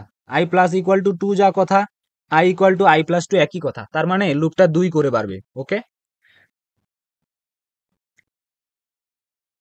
তাহলে লুপটা যেহেতু 2 করে বাড়বে, তার মানে প্রথমবার হবে 1, তারপর 1 এর সাথে 2 যোগ করলে হবে কত? 3, তারপর 3 এর সাথে 2 যোগ করলে হবে কত? 5, আর 5 এর সাথে 2 যোগ করলে হবে 7। তাহলে এই লুপটা রান করবে 1 3 5 এবং 7 এর জন্য। তাহলে এখানে প্রত্যেকবার সে কি করবে? প্রিন্ট করবে। তাহলে 1 3 5 7 প্রিন্ট করবে। এখানে কিন্তু একটা স্পেস আছে, মাইন্ড ইট। এই যে প্রিন্টে ফের এই ভিতরের এইটুকু অনেক খেয়াল করতে হয়। অনেক সময় এখানে স্পেস না থাকলে দেখবা চিপাচিপি করে উত্তরগুলো আসবে, বাট ফরচুনেটলি উত্তরগুলোতে সবগুলোতে একটা করে স্পেস দেওয়া আছে, এখানেও স্পেস দেওয়া আছে।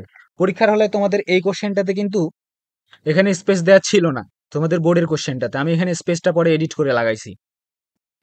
সো তোমরা খেয়াল করবা অপশনগুলোতে এখানে যেহেতু স্পেস দেয়নি, তারা টাইপিং মিস্টেক মেবি, তারা মনে করছে এখানে স্পেস কিছুই না, বাট ইন প্রোগ্রামিং স্পেসটা আসলে কাউন্টেবল। নেক্সট প্রোগ্রাম, নিচের প্রোগ্রামের আউটপুট কোনটি? একটা ভেরিয়েবল ডিক্লেয়ার করছে i 1 থেকে শুরু 10 পর্যন্ত চলবে, লুপটা প্রত্যেকবার 2 2 করে বাড়বে। এটা নিয়ে আর কথা বলবো না। i equal to i plus 2, i plus equal to 2 মানে i equal to i plus 2, তার মানে 2 করে বাড়বে। প্রথমবার হচ্ছে 1 এর জন্য চলবে, 1 এর সাথে যদি 2 যোগ করি তাহলে হবে কত? 3। তারপরে চলবে 5 এর জন্য, তারপরে 5 এর সাথে 2 যোগ করলে কত হয়? 7, 7 এর পরে কত হবে? 9। 11 এর জন্য কিন্তু চলবে না, কারণ 9 এর সাথে 2 যোগ করলে 11 হয়, বাট এই লুপটা কিন্তু 11 পর্যন্ত চলবে না। এটা 10 এর নিচ পর্যন্ত বা 10 পর্যন্ত চলবে, বাট 10 তো এখানে চলবে না, বিকজ i এর ভ্যালু এখানে 10 আসবেই না, 2 করে বাড়তেছে যেহেতু। তাহলে printf i, তাহলে উত্তরগুলো হবে 1 3 5 7 8, 1 3 5 7 9, সরি 1 3 5 7 9। নিচের প্রোগ্রাম রান করলে আউটপুট কোনটা হবে? যাদের লুপের বেসিক কনসেপ্টে ঝামেলা আছে, প্লেলিস্ট থেকে লুপটা দেখবো, ওখানে কিন্তু আমি অ্যানিমেশন দিয়ে লুপটাকে দেখাইছি, যেন ফিলটা তোমাদের আসে কিভাবে আসলে লুপ কাজ করে। আমি ছোট ছোট অ্যানিমেশন দিয়ে লুপটাকে সেখানে ড্রাই রান করে দেখাইছি, এবং এটা আরো ভালো ক্লিয়ার হবে তোমরা যদি জিসিডি এবং এলসিএম এর যদি ভিডিওটা দেখো। জিসিডি এবং এলসিএম কিন্তু তোমাদের পরীক্ষার জন্য অনেক ইম্পর্টেন্ট একটা program, and I have tried to explain them with animation and dry run.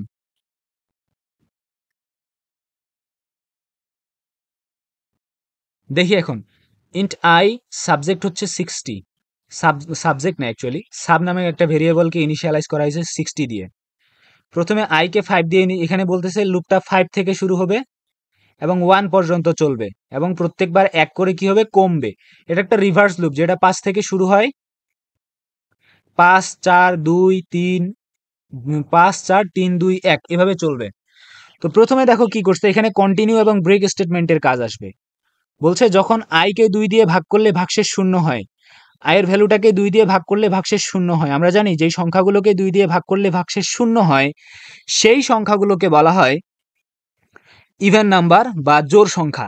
তার মানে যখন আয়ের ভ্যালুটা জোড় হবে তখন ওই লুপটা স্কিপ করবে। স্কিপ কেন করবে? আমরা জানি কন্টিনিউ স্টেটমেন্টের কাজ হচ্ছে লুপের ওই ইটারেশনটাকে স্কিপ করে পরের ধাপে যাওয়া। তাহলে আয়ের ভ্যালু যখন কোনো একটা ইন্টে, প্রথমে দেখো প্রথমে আয়ের ভ্যালু কত 5, এখানে এসে চেক করবে 5কে কি 2 দিয়ে ভাগ করলে ভাগফল শূন্য আসে না, আসে না যেহেতু, তাহলে কন্টিনিউ স্টেটমেন্টের নিচেরটা কাজ করবে। কন্টিনিউ স্টেটমেন্টের নিচে কত আছে? Sub minus I, Saber value কত 60 আর আয়ের ভ্যালু বর্তমানে কত 5, তাহলে 60 থেকে 5 বাদ দিলে কত আসবে 50। এই 50কে প্রিন্ট করবে এখানে, 50 না 55, তাহলে প্রথমে প্রিন্ট করলো 55, 60 থেকে 5 বাদ দিল হয়ে গেল 55। ওকে, তারপর এবার লুপ আবার এখানে চললো, আই কে করে দিল 1 কম, তাহলে আয়ের ভ্যালু এবার 4, 4 কে কি 2 দিয়ে ভাগ করা যায়? 4 তো একটা জোড় সংখ্যা, জোড় সংখ্যাকে 2 দিয়ে ভাগ করা যাবেই, যেহেতু ভাগ করা যাচ্ছে ভাগশেষ শূন্য আসতেছে, তাহলে কন্টিনিউ, ওই আইটারেশন আর করবেই না। আইটারেশন স্কিপ করা মানে ওই আইটারেশনের ওই ইফের আন্ডারে এই যে নিচের এই কাজটুকুকে এটুকুকে না করা। তবে এখানে একটা ঝামেলা আছে এই প্রোগ্রামটাতে, ইফের কি ওকে ঠিক আছে, না না ঝামেলা নাই এখানে, কারণ ইটারেশনটাকে এই যে এখানে কিন্তু ইয়ে দেওয়া আছে, কার্লি ব্রাসেস দেওয়া আছে। ওকে, সো 4 এর জন্য কি হইলো, 4 এর জন্য কন্টিনিউ হয়ে গেলে তাহলে 4 এক কমে এবার হয়ে যাবে আয়ের ভ্যালুটা 3। আয়ের ভ্যালু যখন 3 কে তো 2 দিয়ে ভাগ করলে আর ভাগশেষ শূন্য হবে না, ভাগশেষ শূন্য না হওয়া মানে ভাগ না হওয়া, 3 কে তো অবভিয়াসলি 2 দিয়ে ভাগ করা যায় না, তাহলে এবার কন্টিনিউ স্টেটমেন্টকে বাদ দিয়ে নিচে চলে আসবে, সাব মাইনাস হয়ে যাবে 3। তো সাবের ভিতরে কত আছে 60, সাব তো আর আচ্ছা সাবের ভিতরে কিন্তু এখন আর 60 নাই, সাবের ভিতরে এখন আছে 55, সাবের ভিতরে 55 আছে, 55 থেকে এবার বাদ যাবে 3, তাহলে 55 থেকে যদি 3 বাদ যায় তাহলে কত হবে 52, 52, 52 আয়ের ভ্যালু যখন 3, এবার আই কে আরো এক কমলো, আয়ের ভ্যালু হয়ে গেল 2, 2 কে 2 দিয়ে ভাগ করা যায়, ইয়েস যায়, তাহলে এটা করবে স্কিপ। তারপর হয়ে গেল 1, 1 কে কি 2 দিয়ে ভাগ করা যায়, যায় না, তাহলে সাব মাইনাস 1, সাবের ভ্যালু দ্বারা আছে 52, 52 কে 1 দ্বারা 52 থেকে 1 বিয়োগ করলে হয়ে যাবে এটা 51। ওকে, এবং 1 কে আরো কমবে হয়ে যাবে 0, এখানে এখন কন্ডিশন কিন্তু আর মিট করবে না, because 0 is not greater than 1, তাহলে কন্ডিশন ব্রেক করবে, ব্রেক করে রিটার্ন 0 করে দিয়ে চলে আসবে। তাহলে আলটিমেটলি প্রিন্ট হচ্ছে আমার কত 55, 52, 51, আনসার শিটে আছে 55, 52, 51, হ্যাঁ গ নম্বরে উত্তর। না বুঝলে ভিডিওটা পজ করে আবার করবে, খাতা কলমে ড্রাই রান করবে, এভরিথিং উইল বি ক্লিয়ারড।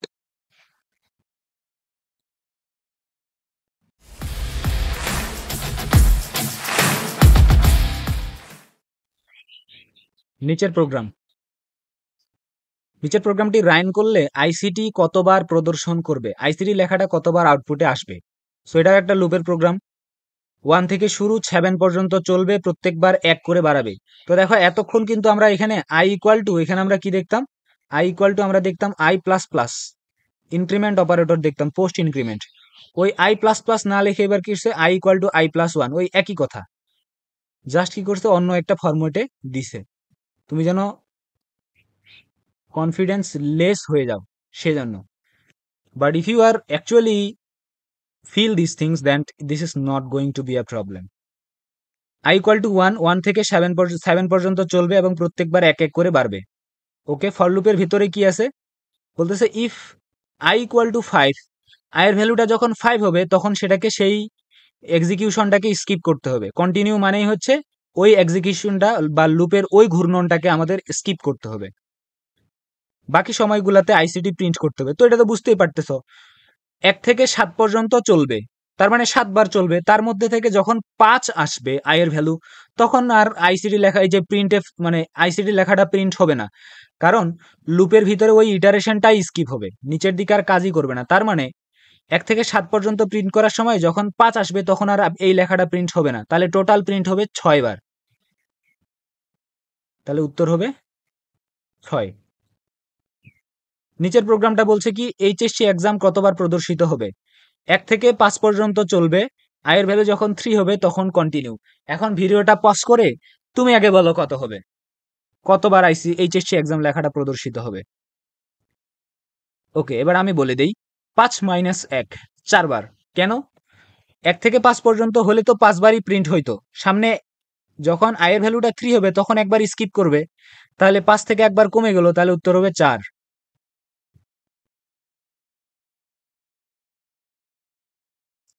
আইসিটি কতবার প্রদর্শিত হবে, ওই সেম কাহিনী ঘুরে ঘুরে আসে। ও আচ্ছা, এবার কিন্তু ব্রেক স্টেটমেন্ট আসছে। হ্যাঁ দেখো, ব্রেকের কাজ কি? ব্রেক মানে হচ্ছে ভাঙা। কি ভাঙা? ব্রেক মানে হচ্ছে লুপ ভেঙে বের হয়ে আসা। এক কথায় ব্রেক মানে লুপটাকে ভেঙে দিয়ে বের হয়ে আসা। তাহলে 1 থেকে 7 পর্যন্ত এই লুপটা চলবে, প্রত্যেকবার 1 করে বাড়তেছে। তো 1 থেকে 7 পর্যন্ত চললে তো হইতোই। আয়ের ভ্যালু যখনই 5 হয়ে যাবে তখন আর প্রিন্ট করবে না, ব্রেক মানে লুপটা ভেঙে দিয়ে বাইরে চলে আসবে। তাহলে লুপ যদি ভাঙে, এই ব্র্যাকেট থেকে কোন ব্র্যাকেটে আসবে? এই ব্র্যাকেটে। তো ওই ব্র্যাকেটের নিচে কি আর কোনো কিছু আছে? নাই। তার মানে 1 থেকে 4 পর্যন্ত সে প্রিন্টএফ আইসিটি এটাকে ঠিকঠাক প্রিন্ট করবে। যখনই 5 আসবে তখনই সে ব্রেক করবে, এটা আর প্রিন্ট করতেছে না। আর বাকিটা তো চলবেই না, লুপ তো ভেঙে বাইরেই চলে আসছে। তাহলে 1 থেকে 4 পর্যন্ত 4 বার সে প্রিন্ট করবে। নেক্সট, এখানে কি দেখতেছি? x ইকুয়াল টু কত? 5 লিখছে। তার মানে 5 থেকে শুরু হবে, x is less than equal to 10। 5 থেকে 10 পর্যন্ত চলবে, প্রত্যেকবার লুপটা 1 করে বাড়বে। Printf percentage D X, X কে প্রিন্ট করবে। তাহলে দেখো, প্রথমে যখন x এর ভ্যালু 5 এখানে আসবে, এসে 5 কে প্রিন্ট করবে। ওকে, 5 কে প্রিন্ট করলো। করার পর নিচের দিকে চেক করতেছে x এর ভ্যালু কি 6? না, এবার তো 6 না, তাহলে ব্রেক করবে না। মানে ইফ যদি এই কন্ডিশনটা যখন ট্রু হবে তখনই তার নিচের একটা স্টেটমেন্ট কি হবে? এক্সিকিউট হবে। বা এই স্টেটমেন্ট তো এবার এক্সিকিউট হবে না, কারণ x এর ভ্যালু কিন্তু বর্তমানে 5, তাহলে এটা হইলো না। এবার ঘুরে গেল এখানে, যাই 1 বাড়াইলো, তাহলে 5 হয়ে গেল 6। এবার এখানে এসে 6 প্রিন্ট করলো, 6 এখানে প্রিন্ট করে দিল। দেওয়ার পরে এবার নিচে আসতেছে, বলতেছে এক্স কি 6? হ্যাঁ, এবার যেহেতু x 6, তাহলে ব্রেক। ব্রেক মানে কি? লুপ ভাঙা। তাহলে লুপের বাইরে চলে আসবে, আসার পর প্রিন্ট করবে 5,6। এখানে ভুল আছে উত্তরটা। উত্তর যদিও এটা, কেন ভুল দেখো, প্রিন্টএফ এ এখানে যে ডি আছে, ডি এর পরে কিন্তু এখানে স্পেস নাই। যেহেতু স্পেস নাই, তাহলে 5 এবং 6 একসাথে 56 এর মতো প্রিন্ট হওয়া উচিত। বাট এখানে মাঝখানে কিন্তু একটা স্পেস আসছে, সো এটা একটা টাইপিং মিস্টেক। বাট পরীক্ষায় যদি দেখো যে প্রত্যেকটা আনসার এরকম করে অটোমেটিক স্পেস নিচ্ছে, তাহলে তুমি উত্তর এটাই দিবা, খ নম্বর। গ কিন্তু না, খ। নিচের প্রোগ্রাম রান করলে আইসিটি কতবার প্রদর্শন করবে? i=i1 থেকে শুরু হচ্ছে লুপটার, 1 থেকে শুরু হচ্ছে, 7 পর্যন্ত চলবে, প্রত্যেকবার 1 1 করে বাড়বে। তাহলে 1 থেকে শুরু হবে, 7 পর্যন্ত চলবে। এইটুকু আমরা বুঝলাম। এখন নিচের দিকে যাই। বলতেছে যখন i=5 তখন কন্টিনিউ। এর ভ্যালু যখন 5 তখন লুপের ওই আইটারেশন বা ঘূর্ণনটাকে স্কিপ করো। আর যখন এর ভ্যালু 6 তখন ব্রেক করো। তার মানে 1 থেকে 4 পর্যন্ত কোনো ঝামেলা হবে না। যখন এর ভ্যালু 1 তখন এখানে কি এটা কন্ডিশন ট্রু হবে? হবে না। এই কন্ডিশন ট্রু হবে? হবে না। তাহলে আইসিটি কে প্রিন্ট করবে একবার। ওকে, 1 এর জন্য প্রিন্ট করবে, 2 এর জন্য প্রিন্ট করবে, 3 এর জন্য প্রিন্ট করবে, 4 এর জন্য প্রিন্ট করবে। যখন এর ভ্যালু 5 হয়ে যাবে তখন আর নিচের দিকে যাবেই না, ঘুরে ফিরে এখানে চলে আসবে। এর ভ্যালু যখন 6 হয়ে যাবে তখন বলতেছে এর ভ্যালু কি 6 ইকুয়াল টু কি 5? নো। তাহলে কন্টিনিউ স্টেটমেন্ট আর কাজ করবে না, এবার নিচের দিকে যাবে। এর ভ্যালু কত? 6। তাহলে 6 ইকুয়াল টু কি 6? ইয়াস, কন্ডিশন ট্রু। তাহলে লুপটা ভেঙে ফেলো। ব্রেক স্টেটমেন্ট আছে, বলতেছে লুপটাকে ভাঙো, তাহলে লুপ ভেঙে বাইরে বের হয়ে আসবে। তার মানে প্রথম 4 বার ঠিকঠাক প্রিন্ট করবে, আইসিটি লেখাটা প্রিন্ট হবে এখানে 4 বার। খুবই গুরুত্বপূর্ণ একটা MCQ. If you don't understand then repeat the video. ভিডিওটাকে পজ করে আবার রিপিট করো, রিপিট করে নিজে নিজে বুঝো, কারণ এটা পেঁচানো একটা এমসিকিউ। নিজের প্রোগ্রামটাতে কয়টা ভুল আছে? আমি কি কি দেখতে পাচ্ছি? এই যে এখানে একটা ভুল দেখতে পাচ্ছি, এখানে স্টুডিও লেখা আছে, বাট এটা আসলে হয় কি STDIO। আমরা অলরেডি দেখছি, এখানে এটা হওয়া উচিত ছিল STDIO.h, বাট এখানে আছে স্টুডিও। একটা বানান ভুল, এখানে একটা ভুল পাইলাম আমরা। 2 নম্বর ভুল কোথায় পাচ্ছি? 2 নম্বর ভুল পাচ্ছি আমি এই জায়গাটাতে। আমরা জানি ক্যাপিটাল লেটারে ইন্ট লেখা যায় না, আর সি হচ্ছে কেস সেন্সিটিভ ল্যাঙ্গুয়েজ। এখানে ক্যাপিটাল লেটার স্মল লেটারের মধ্যে পার্থক্য আছে, তাহলে এখানে একটা ভুল। আর কোথায় ভুল? Hash include stdio.mech। হ্যাঁ, এই প্রশ্নগুলো কিন্তু খুবই মনোযোগ দিয়ে দেখতে হবে, otherwise there is a chance you can make a mistake. B equal to 2 into A. Okay, C equal to, এইখানে দেখো একটা ভুল আছে, এখানে কিন্তু কি নাই, এখানে হচ্ছে সেমিকোলনটা নাই, তাহলে একটা দুইটা তিনটা ভুল পাইলাম এ পর্যন্ত। ডি ইকুয়াল টু পাও অফ এ কমা সি, এর ভ্যালু কত, 2 ইন্টু এ মানে 3, আর বি এর ভ্যালু হচ্ছে বি মডুলাস এ, 3 মডুলাস 3, তাহলে এখানে আসবে কত, 0। তাহলে সামথিং টু দি পাওয়ার 0, এটা ঠিক আছে, এটাতে কোনো সমস্যা নেই। এই যে এখানে একটা ভুল, এখানে কিন্তু এফ দেওয়া নাই, কারণ এখানে জাস্ট প্রিন্ট দেওয়া আছে, আমরা জানি প্রিন্ট নামে কোনো ফাংশন নেই, প্রিন্ট এফ নামে একটা ফাংশন থাকে। ওকে, এটা একটা ভুল। তাহলে এই কয়টাই, তাহলে আমরা টোটাল কয়টা ভুল পাইলাম, একটা দুইটা তিনটা চারটা, চারটা ভুল পাচ্ছি, তো দ্য আনসার উইল বি 4। আর কোনো ভুল আছে? না, আর কোনো ভুল নাই। এরপর, সমপ্রকৃতির চলকের ডেটার সমাবেশকে কি বলা হয়? হ্যাঁ, আর বেশি এমসিকিউ নয়, আমি যদি দেখাই পিডিএফটার কতটুকু আছে, এই যে দেখো স্ক্রল বারটা এখানে দেখাচ্ছে, স্ক্রলের হ্যান্ডেলটা এখানে, তার মানে এই যে নিচের এইটুকু এইটুকু পরিমাণ আছে, maybe it will take more 15 minute more. সমপ্রকৃতির মানে একই ধরনের ডেটার সমাবেশকে কি বলে? অ্যারে বলে। আচ্ছা, অ্যারে নিয়ে একটু কথা বলি। অ্যারে আসলে কি? অ্যারে হচ্ছে একই ধরনের ডেটা নেয়।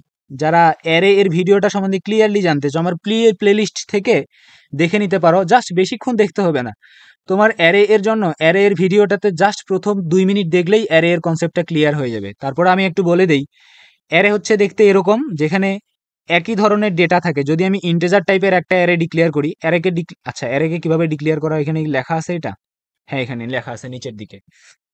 অ্যারেকে ঘোষণা করা হয় প্রথমে তার ডেটা টাইপ লিখতে হয়, মানে আমি কি ধরনের ডেটা ওই অ্যারের ভিতরে রাখতে চাই, তারপর অ্যারেটার নাম দিতে হয়, এবং এরকম করে স্কোয়ার ব্র্যাকেট, বা আমরা যেটাকে বলি সেকেন্ড ব্র্যাকেট, না সরি থার্ড ব্র্যাকেট, এটা এই থার্ড ব্র্যাকেটের ভেতরে আমাদেরকে অ্যারেটার সাইজ বলে দিতে হয়। এবং এই অ্যারে কিন্তু 2 ডাইমেনশনাল হতে পারে। অ্যারেকে আমরা ম্যাট্রিক্সের মতো চিন্তা করতে পারি।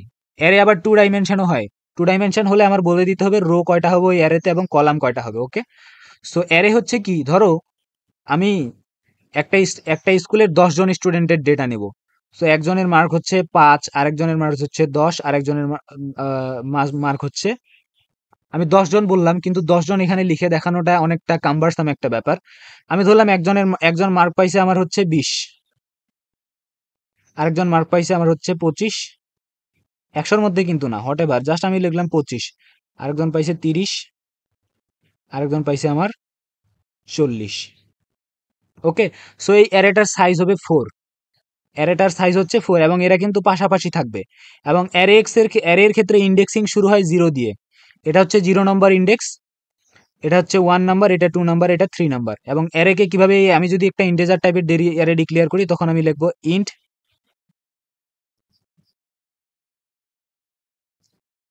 এই যে এইভাবে ইন্ট std4। ইন্ট হচ্ছে টাইপ, কারণ এর ভিতর আমি ইন্টিজার টাইপের ডেটা রেখেছি। std হচ্ছে ধরলাম এই অ্যারেটার নাম, আর তার ভিতরে আমি সাইজ দিয়েছি 4, এই জন্য 4 জন স্টুডেন্টের ডেটা আমি এখানে রাখছি। ওকে, সো অ্যারের ভিতরে আমরা একটা জিনিস দেখলাম, এখানে যতগুলা ডেটা রাখছি সবগুলাই কিন্তু ইন্ট টাইপের, সমপ্রকৃতির, এই জন্য বলছে সমপ্রকৃতির। আর এখানে কিন্তু একটা ডেটা নাই, একটা ডেটার সমাবেশ আমরা বলতে পারি, অনেকগুলো ডেটা, একই ধরনের ডেটা, এজন্য এটাকে বলা হয়, অ্যারেকে বলা হয় সমপ্রকৃতির ডেটার সমাবেশ। তাহলে সমপ্রকৃতির চলকের বা ডেটার সমাবেশকে কি বলা হয়? অ্যারে বলা হয়। অ্যারে হলো একই ধরনের বা সমপ্রকৃতির চলকের সমাবেশ। অ্যারে একটি ডিরাইভ ডেটা টাইপ, যেটা আমরা ভিডিওর শুরুর দিকে দেখেছি। সি ভাষায় সমজাতীয় ডেটা সংরক্ষণের জন্য কোনটি ব্যবহার করা হয়? অ্যারে। ফাংশন আমরা হচ্ছে একটা নির্দিষ্ট কাজের জন্য ব্যবহার করি। পয়েন্টার হচ্ছে অ্যাড্রেস নিয়ে খেলার সময় ব্যবহার করি। স্ট্রাকচার হচ্ছে আমরা যখন আমাদের অনেক ধরনের ডেটা টাইপ নিয়ে কাজ করতে হয়, এটা আমরা যারা অবজেক্ট ওরিয়েন্টেড প্রোগ্রামিং, তোমাদের আসলে এটা জানার খুব বেশি একটা প্রয়োজন নেই, স্ট্রাকচার নিয়ে তোমাদের এইচএসসিতে তেমন কোনো কাজ নাই। যারা কম্পিউটার সায়েন্সে পড়ো বা যারা প্রোগ্রামিং নিয়ে প্যাশন আছে, তারা হয়তো অলরেডি জানো হোয়াট ইজ স্ট্রাকচার। ওকে, নিচের একই ধরনের ডেটা সংরক্ষণকে কি বলে? এখানে হচ্ছে অ্যারে। 23 সালে আসছে কিন্তু। নিচের কোনটি দ্বিমাত্রিক অ্যারের উদাহরণ? আমরা এখানে দেখলাম যে দ্বিমাত্রিক অ্যারেতে কি হয়, এই যে এরকম করে স্কোয়ার ব্র্যাকেট দিতে হবে। এই যে দেখো স্কোয়ার ব্র্যাকেটের ভিতর কয়টা রো থাকবে, কয়টা কলাম থাকবে বলে দিতে হবে, তাহলে উত্তর হবে গ। কারণ এখানে হচ্ছে মার্ক হচ্ছে অ্যারেটার নাম, যেটার 5টা রো থাকবে, 6টা কলাম থাকবে, তাহলে 5টা রো এবং 6টা কলাম, 5 6 30টা ঘর থাকবে ওই অ্যারেটার ভিতরে। আর এরকম করে কিন্তু না, মনে রাখবা স্কোয়ার ব্র্যাকেট অ্যারের মানে হচ্ছে স্কোয়ার ব্র্যাকেট বা থার্ড ব্র্যাকেট যেটাকে আমরা বলি সেটা ইউজ করতে হবে। নিচের প্রোগ্রামটা পড়ো। বলছে বি এর মান কত। প্রথমে a ইকুয়াল টু 2, তারপরে b equal to a plus plus a. Plus plus a মানে কি, এর ভ্যালু 2 ছিল, সেটাকে আগে বাড়বে, এটা তো প্রি ইনক্রিমেন্ট, তাহলে আগে বাড়বে তারপর এখানে ইউজ হবে, তাহলে 2 বেড়ে 3 হয়ে যাবে, বি এর ভ্যালু এখানে 3 হবে, উত্তর আসবে 3। সোজা, এই জন্য আমি এগুলাকে আর উত্তরগুলাকে ডিমার্ক করে নেই, যেমনি আছে ওমভাবেই রাখছি। এরপরেরটা কি, সিনটেক্সের কোন পরিবর্তনের ফলে আউটপুট 5 হবে। তো এখানে আউটপুট 5 আনতে গেলে আমি কি করব, এখানে আউটপুটটাকে 5 আনার জন্য আমি কি করতে পারি, এখানে আমাদের অপশনগুলো আগে দেখতে হবে। এই যে B equal to A plus 3, এর ভ্যালু 2 ছিল, 2 এর সাথে 3 যোগ করলে কি হবে, 5 হবে। যদিও এখানে সেমিকোলন নাই, বাট সেমিকোলন তো কোনোটা অপশনই নেই। This are very easy. নিচের এমসিকিউ গুলো অনেক ইজি, এখন হচ্ছে আলোর গতিতে দৌড়াবে। stdio void main. আচ্ছা, একটা জিনিস বলে নেই, অনেক সময় দেখবা এখানে কখনো কখনো ইন্ট থাকে, কখনো কখনো ভয়েড থাকে। যখন ইন্ট থাকবে এখানে প্রোগ্রামের শুরুতে, যখন ইন্ট থাকে তখন কিন্তু শেষের দিকে অবশ্যই রিটার্ন 0 দিতে হয়। আর যদি ইন্ট না থাকে, ভয়েড, ভয়েড মানে ভয়েড শব্দের অর্থ হচ্ছে ফাঁকা, তাহলে ফাঁকা, যদি ভয়েড থাকে তখন নিচের দিকে ইন্ট 0 দিতে হয় না। এই জন্য এখানে ভয়েড মিন আছে, মানে এটা কোনো কিছু রিটার্ন করে না এই ফাংশনটা। ওকে, একটা লুপ 1 থেকে 5 পর্যন্ত চলবে, প্রত্যেকবার 1 করে বাড়বে, তারপরে পার্সেন্টেজ ডি প্রিন্ট হবে আই। তো এখানে কি 1 থেকে 5 পর্যন্ত সংখ্যাগুলো প্রিন্ট করার একটা প্রোগ্রাম লিখছে। এখন প্রশ্নটা দেখি কি বলছে, উদ্দীপকে কোনটি কাউন্টার ডিক্লিয়ারেশন। আচ্ছা, কাউন্টার জিনিসটা কি সেটা আগে আমি বলি। কাউন্টার হচ্ছে এই যে আই, এখানে যে আই, এই ভেরিয়েবলটাকে বলা হয় কাউন্টার ভেরিয়েবল। এটাকে আমরা ইটারেটরও বলি, ইটারেটর বা আইটারেটর যেভাবেই প্রনাউন্স করি না কেন। আইটারেটর মানে হচ্ছে এটার মাধ্যমেই কিন্তু আমরা দেখি যে কাউন্ট করি কয়বার এই লুপটা ঘুরতেছে, এই ঘোরাটা বা এই লুপটা কয়বার আইটারেট করতেছে, সেটাকে আমরা কাউন্ট করি আই ভেরিয়েবলটা দিয়ে, এটার নাম, এই জন্য এটা হচ্ছে কাউন্টার। কিন্তু তারা প্রশ্ন বলছে কোনটি কাউন্টার ডিক্লিয়ারেশন।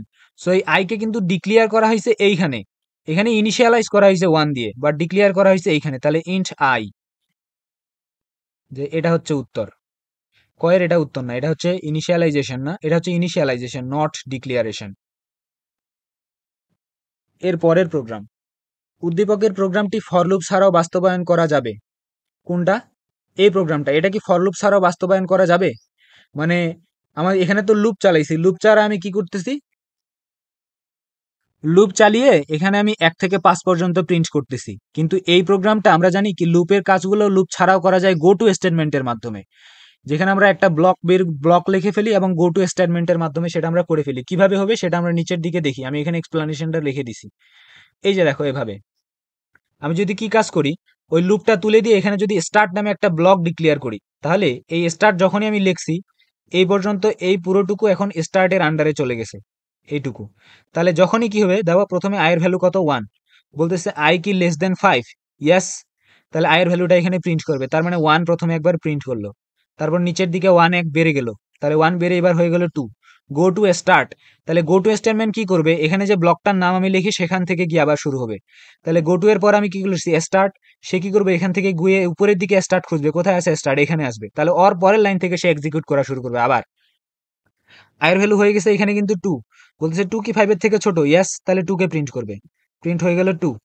এবার নিচের দিকে আসবে, গো টু বলতেছে আবার স্টার্টে যাও, এবার কিন্তু আয়ের ভ্যালু হয়ে গেছে 3, এরকম করে চলতেই থাকবে চলতেই থাকবে, যখন 5 হবে বলতেছে আয়ের ভ্যালু কি 5, less than or equal to 5, তো 5 এর জন্য এখানে সে আলটিমেটলি কি করবে, 3 4 এগুলো তো আগেই প্রিন্ট করবে, সবার শেষে 5 কে এখানে প্রিন্ট করবে।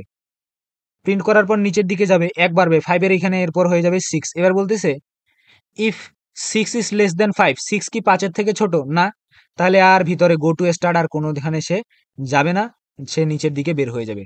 তাহলে এখন আমাদের প্রশ্নটা কি, এখানে উদ্দীপকের প্রোগ্রামটি ফর লুপ ছাড়া বাস্তবায়ন করা যাবে কিফের মাধ্যমে, আমরা জানি ইফ এবং গো টু এর মাধ্যমে। ডু হোয়াইল দিয়ে তো যাবেই, ফর লুপ ছাড়া, ফর লুপ যদি আমরা বাদ দিই, ফর লুপ ছাড়া ডু হোয়াইল দিয়ে আমরা বাস্তবায়ন করতে পারি কিনা, অবশ্যই, ডু হোয়াইলও তো একটা লুপ, যে প্রোগ্রাম ফর দিয়ে করা যায় সেটা যে কোনো লুপ দিয়েই করা যায়। তাহলে 2 এবং 3 হচ্ছে উত্তর, গ নম্বর। সোজা এমসিকিউ ছিল, যাদের কনসেপ্ট ক্লিয়ার ছিল না তাদের জন্য আমি জাস্ট একটু এক্সপ্লেন করলাম। এরপরে কি বলছে,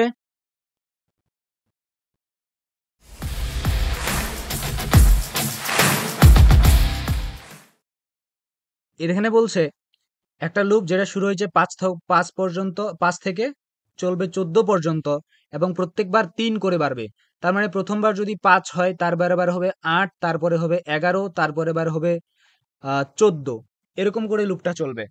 ওকে, তো দেখি বলতেছে ইফ এক্স ইকুয়াল কি 11, তো প্রথমে ধরো 5 আসবে। যখন এক্স এর ভ্যালু 5, তখন এখানে আসবে এই কন্ডিশনটা ট্রু হবে না, আইসিডিটাকে প্রিন্ট করবে। তাহলে আইসিডি একবার প্রিন্ট হবে কার জন্য? 5 এর জন্য প্রিন্ট হবে। তারপরে হচ্ছে 5 এর পর যদি 3 বাড়ে তাহলে কত? 8 এর জন্য একবার প্রিন্ট হবে। তাহলে টোটাল প্রিন্ট হলো 2 বার। তারপর 8 এর পর 11 যখন আসবে তখনই লুপটা ব্রেক হবে। প্রথমে আসতেছে 5, তারপরে আসতেছে 8, কারণ 5 এর সাথে 3 যোগ করলে 8 হয়, 8 এর সাথে 3 যোগ করলে 11 হয়। যখনই 11 আসবে, 5 এর জন্য একবার আইসিডি প্রিন্ট করছে, এই যে 5 এর জন্য এটা একবার প্রিন্ট হবে, 8 এর জন্য একবার প্রিন্ট হবে। বাট যখনই 11 আসছে, এই কন্ডিশন এখানে ঢুকছে যে এক্স এর ভ্যালুটা কত হয়ে গেছে? 11 হয়েছে। তাহলে ব্রেক হবে, আর ব্রেক মানে লুপ ভাঙা, লুপ ভেঙে বাইরে চলে আসবে। তাহলে প্রোগ্রামটা আইসিডি রান করলে আইসিডি লেখাটা কয়বার প্রদর্শিত হবে? 2 বার। আমরা দেখলাম শুধুমাত্র 5 এবং 8 এর জন্য প্রোগ্রামটা চলবে।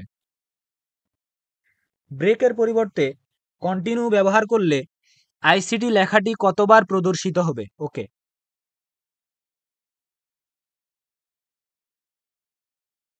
বলছে এখানে যেখানে আমরা ব্রেক লেখাটা দেখছি, এখানে যদি ব্রেক না থেকে এখানে যদি কন্টিনিউ থাকে, ব্রেক না থেকে ওই জায়গাটা যদি কন্টিনিউ থাকে, তাহলে কয়বার এটা হচ্ছে রান হবে প্রোগ্রামটা? তো আমরা জানি কন্টিনিউ স্টেটমেন্ট কি করে? জাস্ট স্কিপ করে ওই কন্টিনিউ স্টেটমেন্ট, ওই আইটারেশনটাকে স্কিপ করে। তাহলে প্রথমে আসবে 5 এর জন্য সে একবার কি করবে? আইসিডি লেখাটাকে প্রিন্ট করবে। তারপর 5 এর সাথে 3 যোগ হলে 8, 8 এর জন্য আইসিডি কে আরেকবার প্রিন্ট করবে। 8 এর পর আসবে 11, যখনই 11 আসবে সে কিন্তু স্কিপ করবে। এবার ব্রেক যেহেতু নাই, এখানে তো ব্রেক নাই, আসে এবার কন্টিনিউ। কন্টিনিউ মানে ওই ইটারেশনটাতে আর নিচের দিকে যাবেই না, ওখান থেকেই ডাইরেক্ট উপরে উঠবে। তাহলে উপরে উঠলো, 11 থেকে হয়ে গেল এবার 14, কারণ 11 এর সাথে 3 যোগ করলে 14 হয়। 14 জন্য কি আর কোনো কন্ডিশন আছে এখানে? নাই, তো এক্স ইকুয়াল টু আর 11 না, জাস্ট 14 জন্য একবার তাহলে আইসিডি লেখাটা প্রিন্ট হবে। তাহলে টোটাল প্রিন্ট হচ্ছে 1 2 3 বার। তাহলে ব্রেকের পরিবর্তে কন্টিনিউ ব্যবহার করলে আইসিডি লেখাটা প্রিন্ট হবে 3 বার। যশোর বোর্ড 2023। ওকে, এরপরের এমসিকিউ গুলা খুবই সহজ এমসিকিউ, এবং প্রথমটা বলে দিই। এটা বলছে কি, মিম একটি কম্পিউটার প্রোগ্রামে এসকিউএল ব্যবহার করে ইংরেজিতে ডেভেলপ করলো, যা মানুষ সহজে বুঝতে পারলো। এসকিউএল একটা প্রোগ্রামিং ল্যাঙ্গুয়েজ, বাট এটাকে বলা হয় কোয়েরি ল্যাঙ্গুয়েজ। তোমাদের যে আইসিটি বইটা আছে সেটার যদি শেষের চ্যাপ্টারটা যেটা আছে, যেটাতে ডেটাবেজ বলে, সেখানে কিন্তু এসকিউএল শেখানো হয়। তোমাদের শর্ট সিলেবাসে এটা ইরাডিকেট করা হয়েছে। বাট এসকিউএল হচ্ছে যেটা দিয়ে আমরা ডেটাবেজের সাথে কমিউনিকেশন করি, যে ল্যাঙ্গুয়েজটা, আর এই ল্যাঙ্গুয়েজটা ইংরেজি ভাষার মতোই, এটাকে হাই লেভেল ল্যাঙ্গুয়েজ বলি। বাট বইয়ে এটা যে চতুর্থ প্রজন্মের ভাষা দেওয়া আছে, সেজন্য আনসার হচ্ছে চতুর্থ প্রজন্মের ভাষা। উল্লেখিত প্রোগ্রামটি কোন ভাষায় রচিত? সেটা হচ্ছে চতুর্থ প্রজন্মের ভাষায় রচিত। প্রোগ্রামটি অনুবাদ করার জন্য কি প্রয়োজন? কম্পাইলার দিয়েও করা যায় চতুর্থ প্রজন্মের ভাষাগুলো, এবং ইন্টারপ্রেটার দিয়েও করা যায়, বাট এসেম্বলার দিয়ে যায় না কিন্তু। কারণ এসেম্বলার হচ্ছে এমন একটা কম্পাইলার যেটা শুধুমাত্র এসেম্বলি ল্যাঙ্গুয়েজের উপরে কাজ করে। মনে রাখবে। তাহলে তাহলে উত্তর হবে 2 এবং 3, গ নম্বর।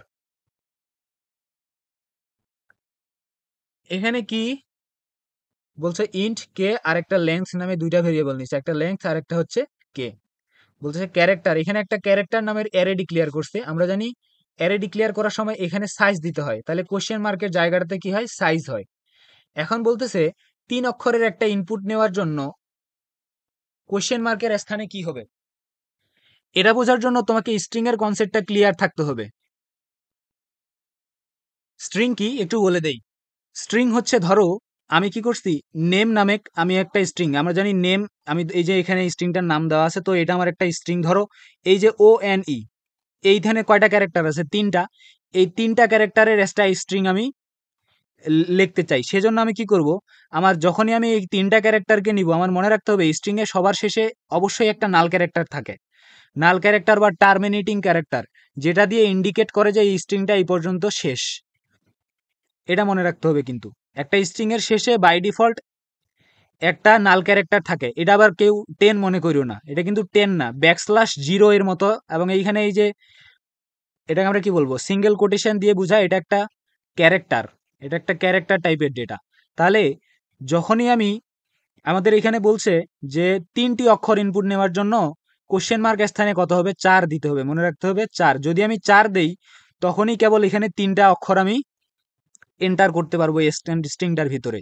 যদি আমি 3 দেই তখন কি হবে, 3টা অক্ষর মানে 3টা স্থান তো অ্যালোকেট হবে, বাট এইখানে যদি এখন নাল ক্যারেক্টারটা চলে আসে তাহলে তো ইউজ করার মতো জায়গা থাকতেছে আমার 2টা। তাহলে আমাদের কি করতে হবে, যদি 3 অক্ষর বলে আমাদের স্থানে আমাদের সাইজ ডিক্লেয়ার করতে হবে 4। যদি আমি 5টা অক্ষর নিতে চাই তাহলে সাইজ আমার ডিক্লেয়ার করতে হবে 1 বেশি অর্থাৎ 6। তাহলে এখানে উত্তর হবে আমার কত, 4। উদ্দীপকের সিনট্যাক্স ব্যবহার করলে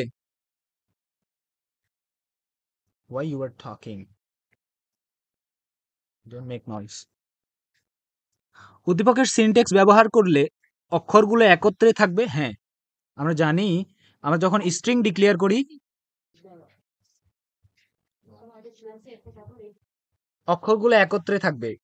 এর মানে কি, আমরা যখন একটা স্ট্রিং ডিক্লেয়ার করি সেখানে কিন্তু দেখা যায় ও এর পর এন এর পরে ই, এরকম করে অক্ষরগুলো কিন্তু একত্রিত থাকে। এটাকে বলা হয় কন্টিজিয়াস মেমোরি অ্যালোকেশন বা একটানা মেমোরি ডিক্লারেশন। অ্যারের ভিতরে ক্যারেক্টারগুলা বা আমাদের যে অ্যারের ভিতরে যে ভ্যালুগুলা থাকে এগুলা পাশাপাশি থাকে, এই জন্য এখানে বলছে একত্রে থাকবে। এটা একটা ঠিক। মোট অক্ষরের সংখ্যা জানা যাবে, হ্যাঁ জানা যাবে, কারণ এখানে আমি লেন্থ যত ডিক্লেয়ার করি তার থেকে একটা কম অক্ষর থাকে। যদি আমি 4 ডিক্লেয়ার করি তাহলে একটা কম থাকে অক্ষর, 3 থাকে। অক্ষরগুলো একবারে ইনপুট দিবে। হ্যাঁ, স্ট্রিং এ ধরো আমি বাংলাদেশ ইনপুট দিতে চাই, আমাকে একবার বি দিয়ে এন্টার প্রেস করে তারপরে আরেকবার এ দিয়ে এন্টার প্রেস করে এরকম করে করতে হবে না, জাস্ট আমি বাংলাদেশ লিখে ডাইরেক্ট এন্টার প্রেস করব, কাজ হয়ে যাবে। তাহলে 3টাই সঠিক। যাদের হচ্ছে এই কনসেপ্টগুলোতে ঝামেলা আছে যে স্ট্রিং আসলে কি, তোমরা জাস্ট কি করবা, তোমরা যদি এটার কোড নাও লিখতে চাও, যদি তোমরা পুরো সি প্রোগ্রামিংটাকে সিকিউ অ্যান্সার নাও করতে চাও, তাহলে তোমরা কি করবা, যে কোনো ভিডিও, তোমাদের যেই ভিডিওটাই ভালো লাগে, আমারও এখানে প্লেলিস্টে ভিডিওগুলো দেওয়া আছে, তোমরা জাস্ট কি করবা, ধরো কন্ডিশনাল স্টেটমেন্ট কি কিভাবে কাজ করে 5 মিনিটের ভিডিও দেখে নিবা, কন্ডিশনাল স্টেটমেন্টের কাজ শেষ। এরপর লুপে যাবা, লুপটা কিভাবে কাজ করে 5 মিনিট সময় নিয়ে দেখে নিবা। কয়েকটা টপিক, কি কি টপিকগুলো আমি একটু লিস্টিং করি। তোমরা প্রথমে ভেরিয়েবলের নেমিং এর কনসেপ্টগুলো জানবা, naming, variable, data type, variable. এরপর আর কি, এরপরে তোমরা চলে যাবা কন্ডিশন, তারপরে যাবা কন্ডিশনাল স্টেটমেন্ট শেষ করার পরে তারপরে যাবা তোমরা সুইচ কেসের পর ব্রেক, গো টু, তারপরে লুপগুলা শুরু করবা। লুপসগুলা কি কি আছে, ডু হোয়াইল আর ফর লুপ। এগুলা শেষ করার পর আসবা অ্যারেতে। অ্যারেতে যখন শেষ, অ্যারেতে বেশি কিছু করা লাগবে না, জাস্ট অ্যারেটা কি কিভাবে কাজ করে, আর হচ্ছে এদের মাঝখানে হচ্ছে ইন্ডেক্সিং, এই ব্যাপারগুলো জাস্ট যে কোনো অ্যারের ভিডিও থেকে 2 মিনিট দেখলেই হবে। এরপর ফাংশন কিভাবে ডিক্লেয়ার করে, ফাংশন নিয়ে একটু জানবা। এগুলাই জাস্ট এই কয়েকটাই তোমাদের কনসেপ্ট, কিন্তু তোমাদের সি প্রোগ্রামিং এ জাস্ট এই কয়েকটা কনসেপ্ট দিয়ে পুরো চ্যাপ্টারটাকে সাজানো হয়েছে।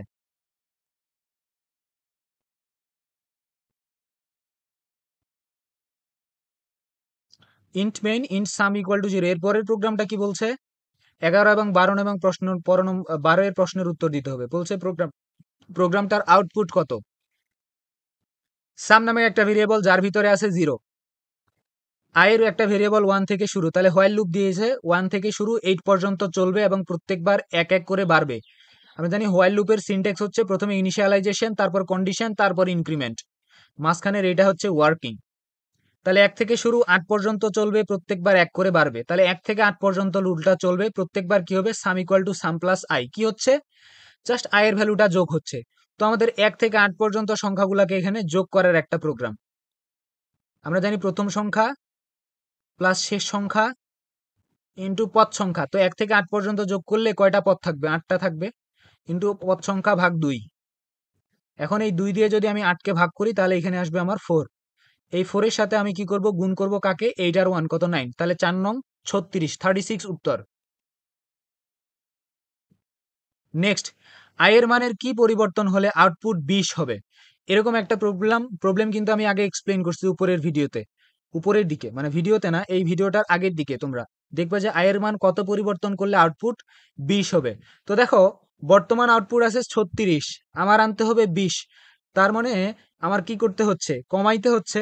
আর কমানোর জন্য তাহলে আমরা কি বলছি, আমি বলছি কমানোর জন্য এই পার্টটাকে জাস্ট বাড়াইতে হয়। ইনক্রিমেন্ট পার্টটাকে আগে এখন কত 1 করে বাড়তেছে, আমি যদি এটাকে 2 বা 3 হোয়াট এভার, মানে আমি 1 থেকে বেশি করে বাড়াবো। এখন তো 1 করে বাড়তেছে, আমি যদি 2 করে বা 3 করে বাড়াই, তাহলে হয়তো আমার কি হবে, আমাদের প্রথম ধারণা নিতে হবে এটা যে আউটপুটটা আমার ছোট হবে। এখন আমি দেখি কোনটা, তাহলে এটা নিয়ে তো হবেই না, এটা দিয়ে হবে না, এটা দিয়েও হবেও না। তাহলে আমার আর এখন থাকলো পসিবল আমার উত্তর কত, এটা আর এটা। এখন আমি নিয়ে শুরু করে দেখি কোনটা হয়। এখন আমি দেখলাম এই লুপটা শুরু হচ্ছে কত থেকে, i ইকুয়াল টু 1 থেকে শুরু, যাবে 8 পর্যন্ত। এখন আমি যদি 1 থেকে এই প্রথমে এই অপশনটা নেই, আমার লুপটা যদি শুরু হয় 1 থেকে 2 করে যদি বাড়ে, তাহলে 1 থেকে শুরু করে কত দূর পর্যন্ত যাবে, 8 পর্যন্ত যাবে। এবং এর মাঝখানে 2 করে যদি বাড়ে, তাহলে 1 এর জন্য একবার, 1 এর সাথে 2 যোগ করলে 3, 3 এর জন্য একবার, 3 এর সাথে 2 যোগ করলে 5, 5 এর জন্য একবার, 5 এর সাথে 2 যোগ করলে কত, 7, 7 এর জন্য একবার। 8 এর জন্য কিন্তু আর রান হবে না, কারণ 7 এর সাথে 2 যোগ করলে 9 হয়। বাট এই যে লুপটা, এই লুপটা কিন্তু চলবেই কত পর্যন্ত, 8 পর্যন্ত। তার মানে আমাকে এখন দেখতে হবে এই যে 1 থেকে শুরু করে 1, 3, 5 এবং 7 এর যোগফল কি 20 হয়? 5 আর 7 12, 12 আর 3 কত 15, 15 আর 1 16, তাহলে হয় না। তার মানে এই আউটপুটটা আর হচ্ছে না। আমার এটা নিয়ে এখন শুরু করে দেখি হয় কিনা। এটা কত, 2 থেকে শুরু, তাহলে 2 থেকে শুরু যাবে আমার 8 পর্যন্ত। প্রথমে 2, তারপরে 2 যোগ হবে, তাহলে 2 এর পর 2 যোগ করলে কত হবে, 4, 4 এর পর 2 যোগ করলে 6, 6 এর পর 8। এবার আমি এই সবগুলাকে যোগ করে দিই, কত হয়, 2 আর 4 6, 6 আর 6 12, 12 আর 8 20। তার মানে উত্তর হচ্ছে আমার ঘ। তাহলে আই এর মান কোন পরিবর্তনে আউটপুট 20 হবে, আমরা উত্তর দেখলাম যে আই এর মান যদি আমার এটা হয়, অর্থাৎ ঘয়ের যে এটা যদি হয়, তাহলে আমার প্রোগ্রামটা ঠিকঠাক কাজ করবে এবং আউটপুট আসবে 20। নিচের প্রশ্ন, include stdio.h int main। একটা লুপ শুরু হচ্ছে 0 থেকে 10 পর্যন্ত চলবে, এক এক করে বাড়বে। তাহলে 0 থেকে শুরু 10 পর্যন্ত টোটাল কয়বার চলতেছে, 11 বার। 1 থেকে 10 পর্যন্ত 10 বার, আর 0 এর জন্য একবার, টোটাল 11 বার চলতেছে এই লুপটা। এর ভিতরে ঢাকা সংখ্যাটাই জাস্ট প্রিন্ট করতে হচ্ছে, ঢাকা লেখাটা। প্রশ্ন বলতেছে প্রোগ্রামটি রান করলে ঢাকা কতবার প্রিন্ট করবে, তাহলে আমরা দেখলাম 10 বার, সরি 11 বার। কেন, কারণ 1 থেকে, এই যে 1 থেকে 10, এখানে কিন্তু টোটাল 10 বার চলতেছে, প্লাস 0 এর জন্যও কিন্তু একবার চলবে, কারণ এখানে less than or equal to sign দেওয়া আছে। তাহলে টোটাল 11 বার রান করবে। এরপর বলছে প্রোগ্রামটিতে কি ধরনের পরিবর্তন আনলে ঢাকা শব্দটি 5 বার প্রদর্শন করবে। তো আমি কি করতে পারি, জাস্ট আমি 2 করে বাড়াবো। যে এখন যেটা লুপ চলতেছে 10 বার, ওইটা লুপ তখন চলবে কয়বার, 11 বার, তখন চলবে 5 বার। দেখি এখন কোনটা হয়, যদি প্রথমটা ট্রাই করি, 1 থেকে শুরু করবে, লুপটা চল দেওয়া আছে, সরি, হ্যাঁ 1 থেকে, আরে লুপটা শুরু হচ্ছে 1 থেকে, যাবে সর্বোচ্চ 10 পর্যন্ত। এই যে এইটা অনুযায়ী, এই প্রথম এটা অনুযায়ী যাবে সর্বোচ্চ 10 পর্যন্ত এবং প্রত্যেকবার 2 করে বাড়বে। তাহলে 1 এর সাথে 2 যোগ করলে কত, 3, 3 এর সাথে 2 যোগ করলে 5, 5 এর জন্য একবার, তারপরে 5 এর সাথে 2 যোগ করলে 7, 7 এর জন্য একবার, 9 এর জন্য একবার, 10 এর জন্য আর কাজ করবে না, কারণ 9 এর সাথে 2 যোগ করলে 11 হয়ে যাবে। তার মানে এই কয়েকবার রান হচ্ছে, এই কয়টা সংখ্যার জন্য একবার একবার করে রান হচ্ছে। এখানে কয়টা সংখ্যা আছে, 1, 3, 5, 7, 9, 5টা সংখ্যা আছে। তাহলে এটাই হবে উত্তর। পরের উত্তরগুলা দিয়ে ইভ্যালুয়েট করবা, দেখবা হবে না। এই যে 0 থেকে যদি আমি করি, তখন কিন্তু 6 বার রান হবে, এই জন্য এটা ঠিক হবে না। তাহলে 5 বার ঢাকা শব্দটা প্রদর্শন করার জন্য ক নম্বরটা হবে উত্তর।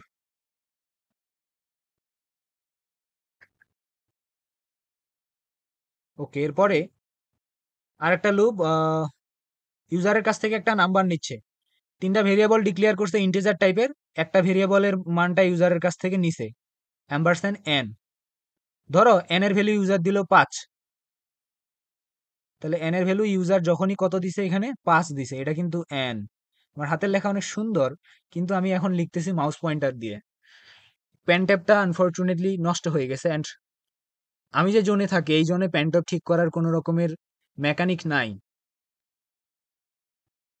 দেখি s ইকুয়াল টু 0, মানে একটা লুপ 0 থেকে শুরু, সামের ভ্যালু s হয়তো সাম, হ্যাঁ যোগ করবে, ও 0 থেকে শুরু। তো লুপটা শুরু হচ্ছে 1 থেকে, চলবে n পর্যন্ত, ধরলাম 5 পর্যন্ত চলবে এবং প্রত্যেকবার 1 করে বাড়বে। তাহলে 1 থেকে শুরু করে 5 পর্যন্ত যদি চলে, প্রত্যেকবার কি করতেছে, এস এর সাথে আই এর ভ্যালুটা যোগ হচ্ছে, তার মানে 1 থেকে 5 পর্যন্ত সংখ্যাগুলোর যোগফলটা এখানে প্রিন্ট হচ্ছে। এখন বলছে প্রোগ্রামটি রান করালে কিবোর্ডে 5 টাইপ করলে মানে n এর ভ্যালু যদি আমি 5 দেই, তাহলে ফলাফল কত পাওয়া যাবে? তো you already know the answer. 1 থেকে 5 পর্যন্ত স্বাভাবিক সংখ্যাগুলোর যোগফল কত? প্রথম সংখ্যা প্লাস শেষ সংখ্যা ইন্টু পদ সংখ্যা। 1 থেকে 5 পর্যন্ত পদ কয়টা আছে? 1 2 3 4 5, 5টা আছে, ভাগ হচ্ছে 2। তাহলে 5 আর 1 6, 6 কে 2 দিয়ে যদি ভাগ করি, উত্তর আসে 3, 3 দিয়ে 5 দ্বারা গুণ করলে 15।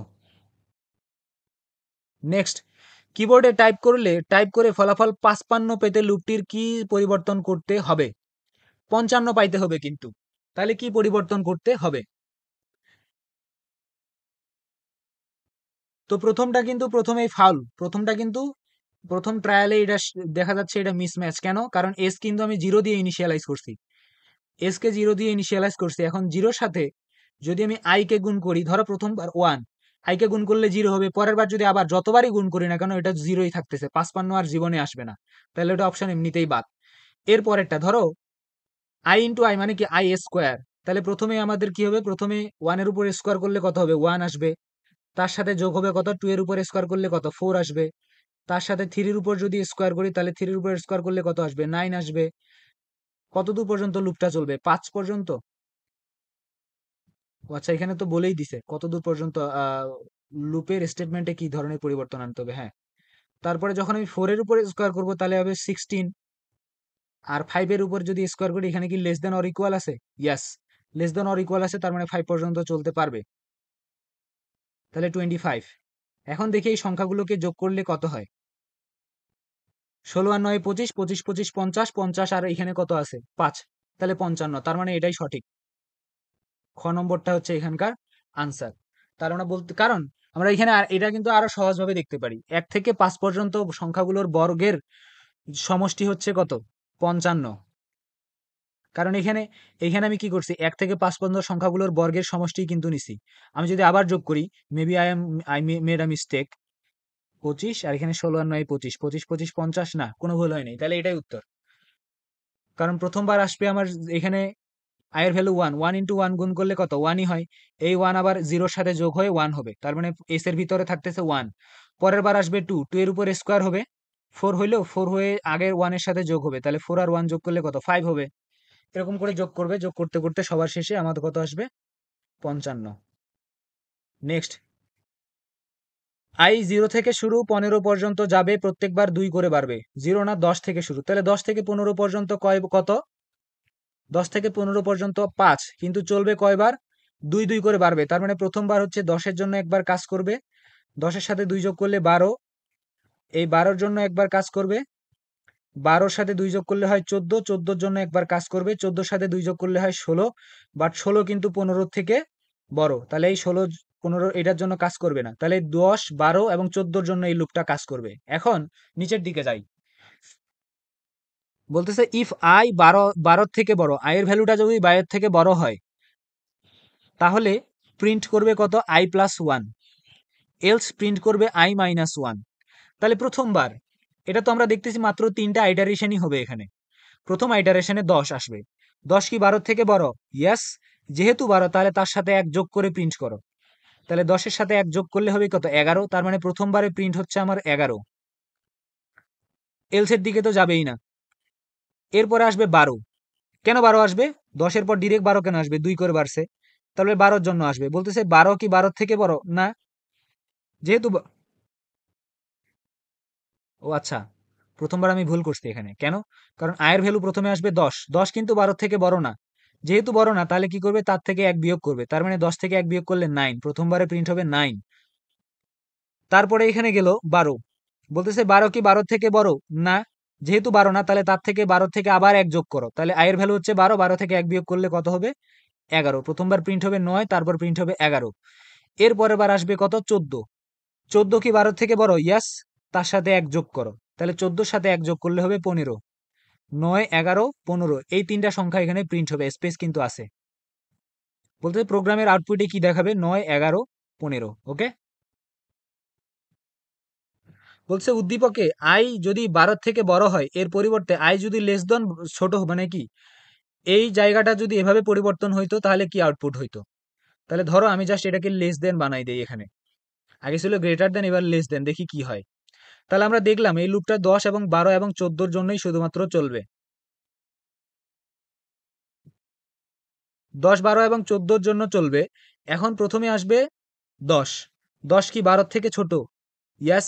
যেহেতু 10 12 থেকে ছোট, তাহলে কি তার সাথে 1 যোগ করো। তাহলে প্রথমবারই হয়ে যাবে 10 এর সাথে 1 যোগ করলে 11 প্রিন্ট করবে।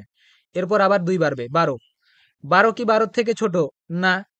তার এলসে যাবে, যাই বলতেছে তার থেকে 1 কমাও। তাহলে 12 থেকে 1 কমালে হবে 11। আবার 11 প্রিন্ট করবে। এরপর আসবে 14। 14 কি 12 থেকে ছোট? না। যেহেতু 14 12 থেকে ছোট না, তাহলে তার থেকে 1 কমাও। তাহলে হয়ে যাবে 13। তাহলে 14 থেকে 1 কমলে হয়ে যায় 13। 13 প্রিন্ট করবে। 11 11 13 উত্তর। 11 11 13।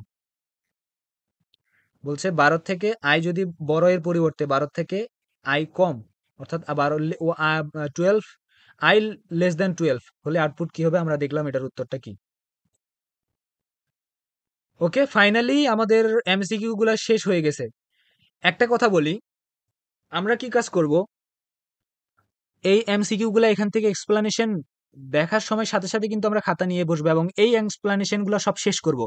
তুমি দেখবা তুমি এই এক্সপ্লানেশন গুলা শেষ করার পর আইসিটি এর যেরকম যতগুলা বোর্ডে আসা কোশ্চেন আসে সেগুলা সলভ করা শেষ করবা। এবং 2024 সালের বোর্ড কোশ্চেন নিয়ে তো অবশ্যই একটা ভিডিও হবেই, বলে রাখি। এবং এই ভিডিওটা যদি তোমাদের ভালো লাগে অবশ্যই চ্যানেলটা সাবস্ক্রাইব করবা এবং নোটিফিকেশনটা অন করে দিবা, যাতে আমি যখনই কোনো রকমের ভিডিও আপলোড করি সেটা তোমরা দেখতে পাও। এইচএসসি এর ইংলিশের উপরে ভিডিও আছে আপলোড করা, you can actually watch them yourself. Thank you for staying with me for a long time.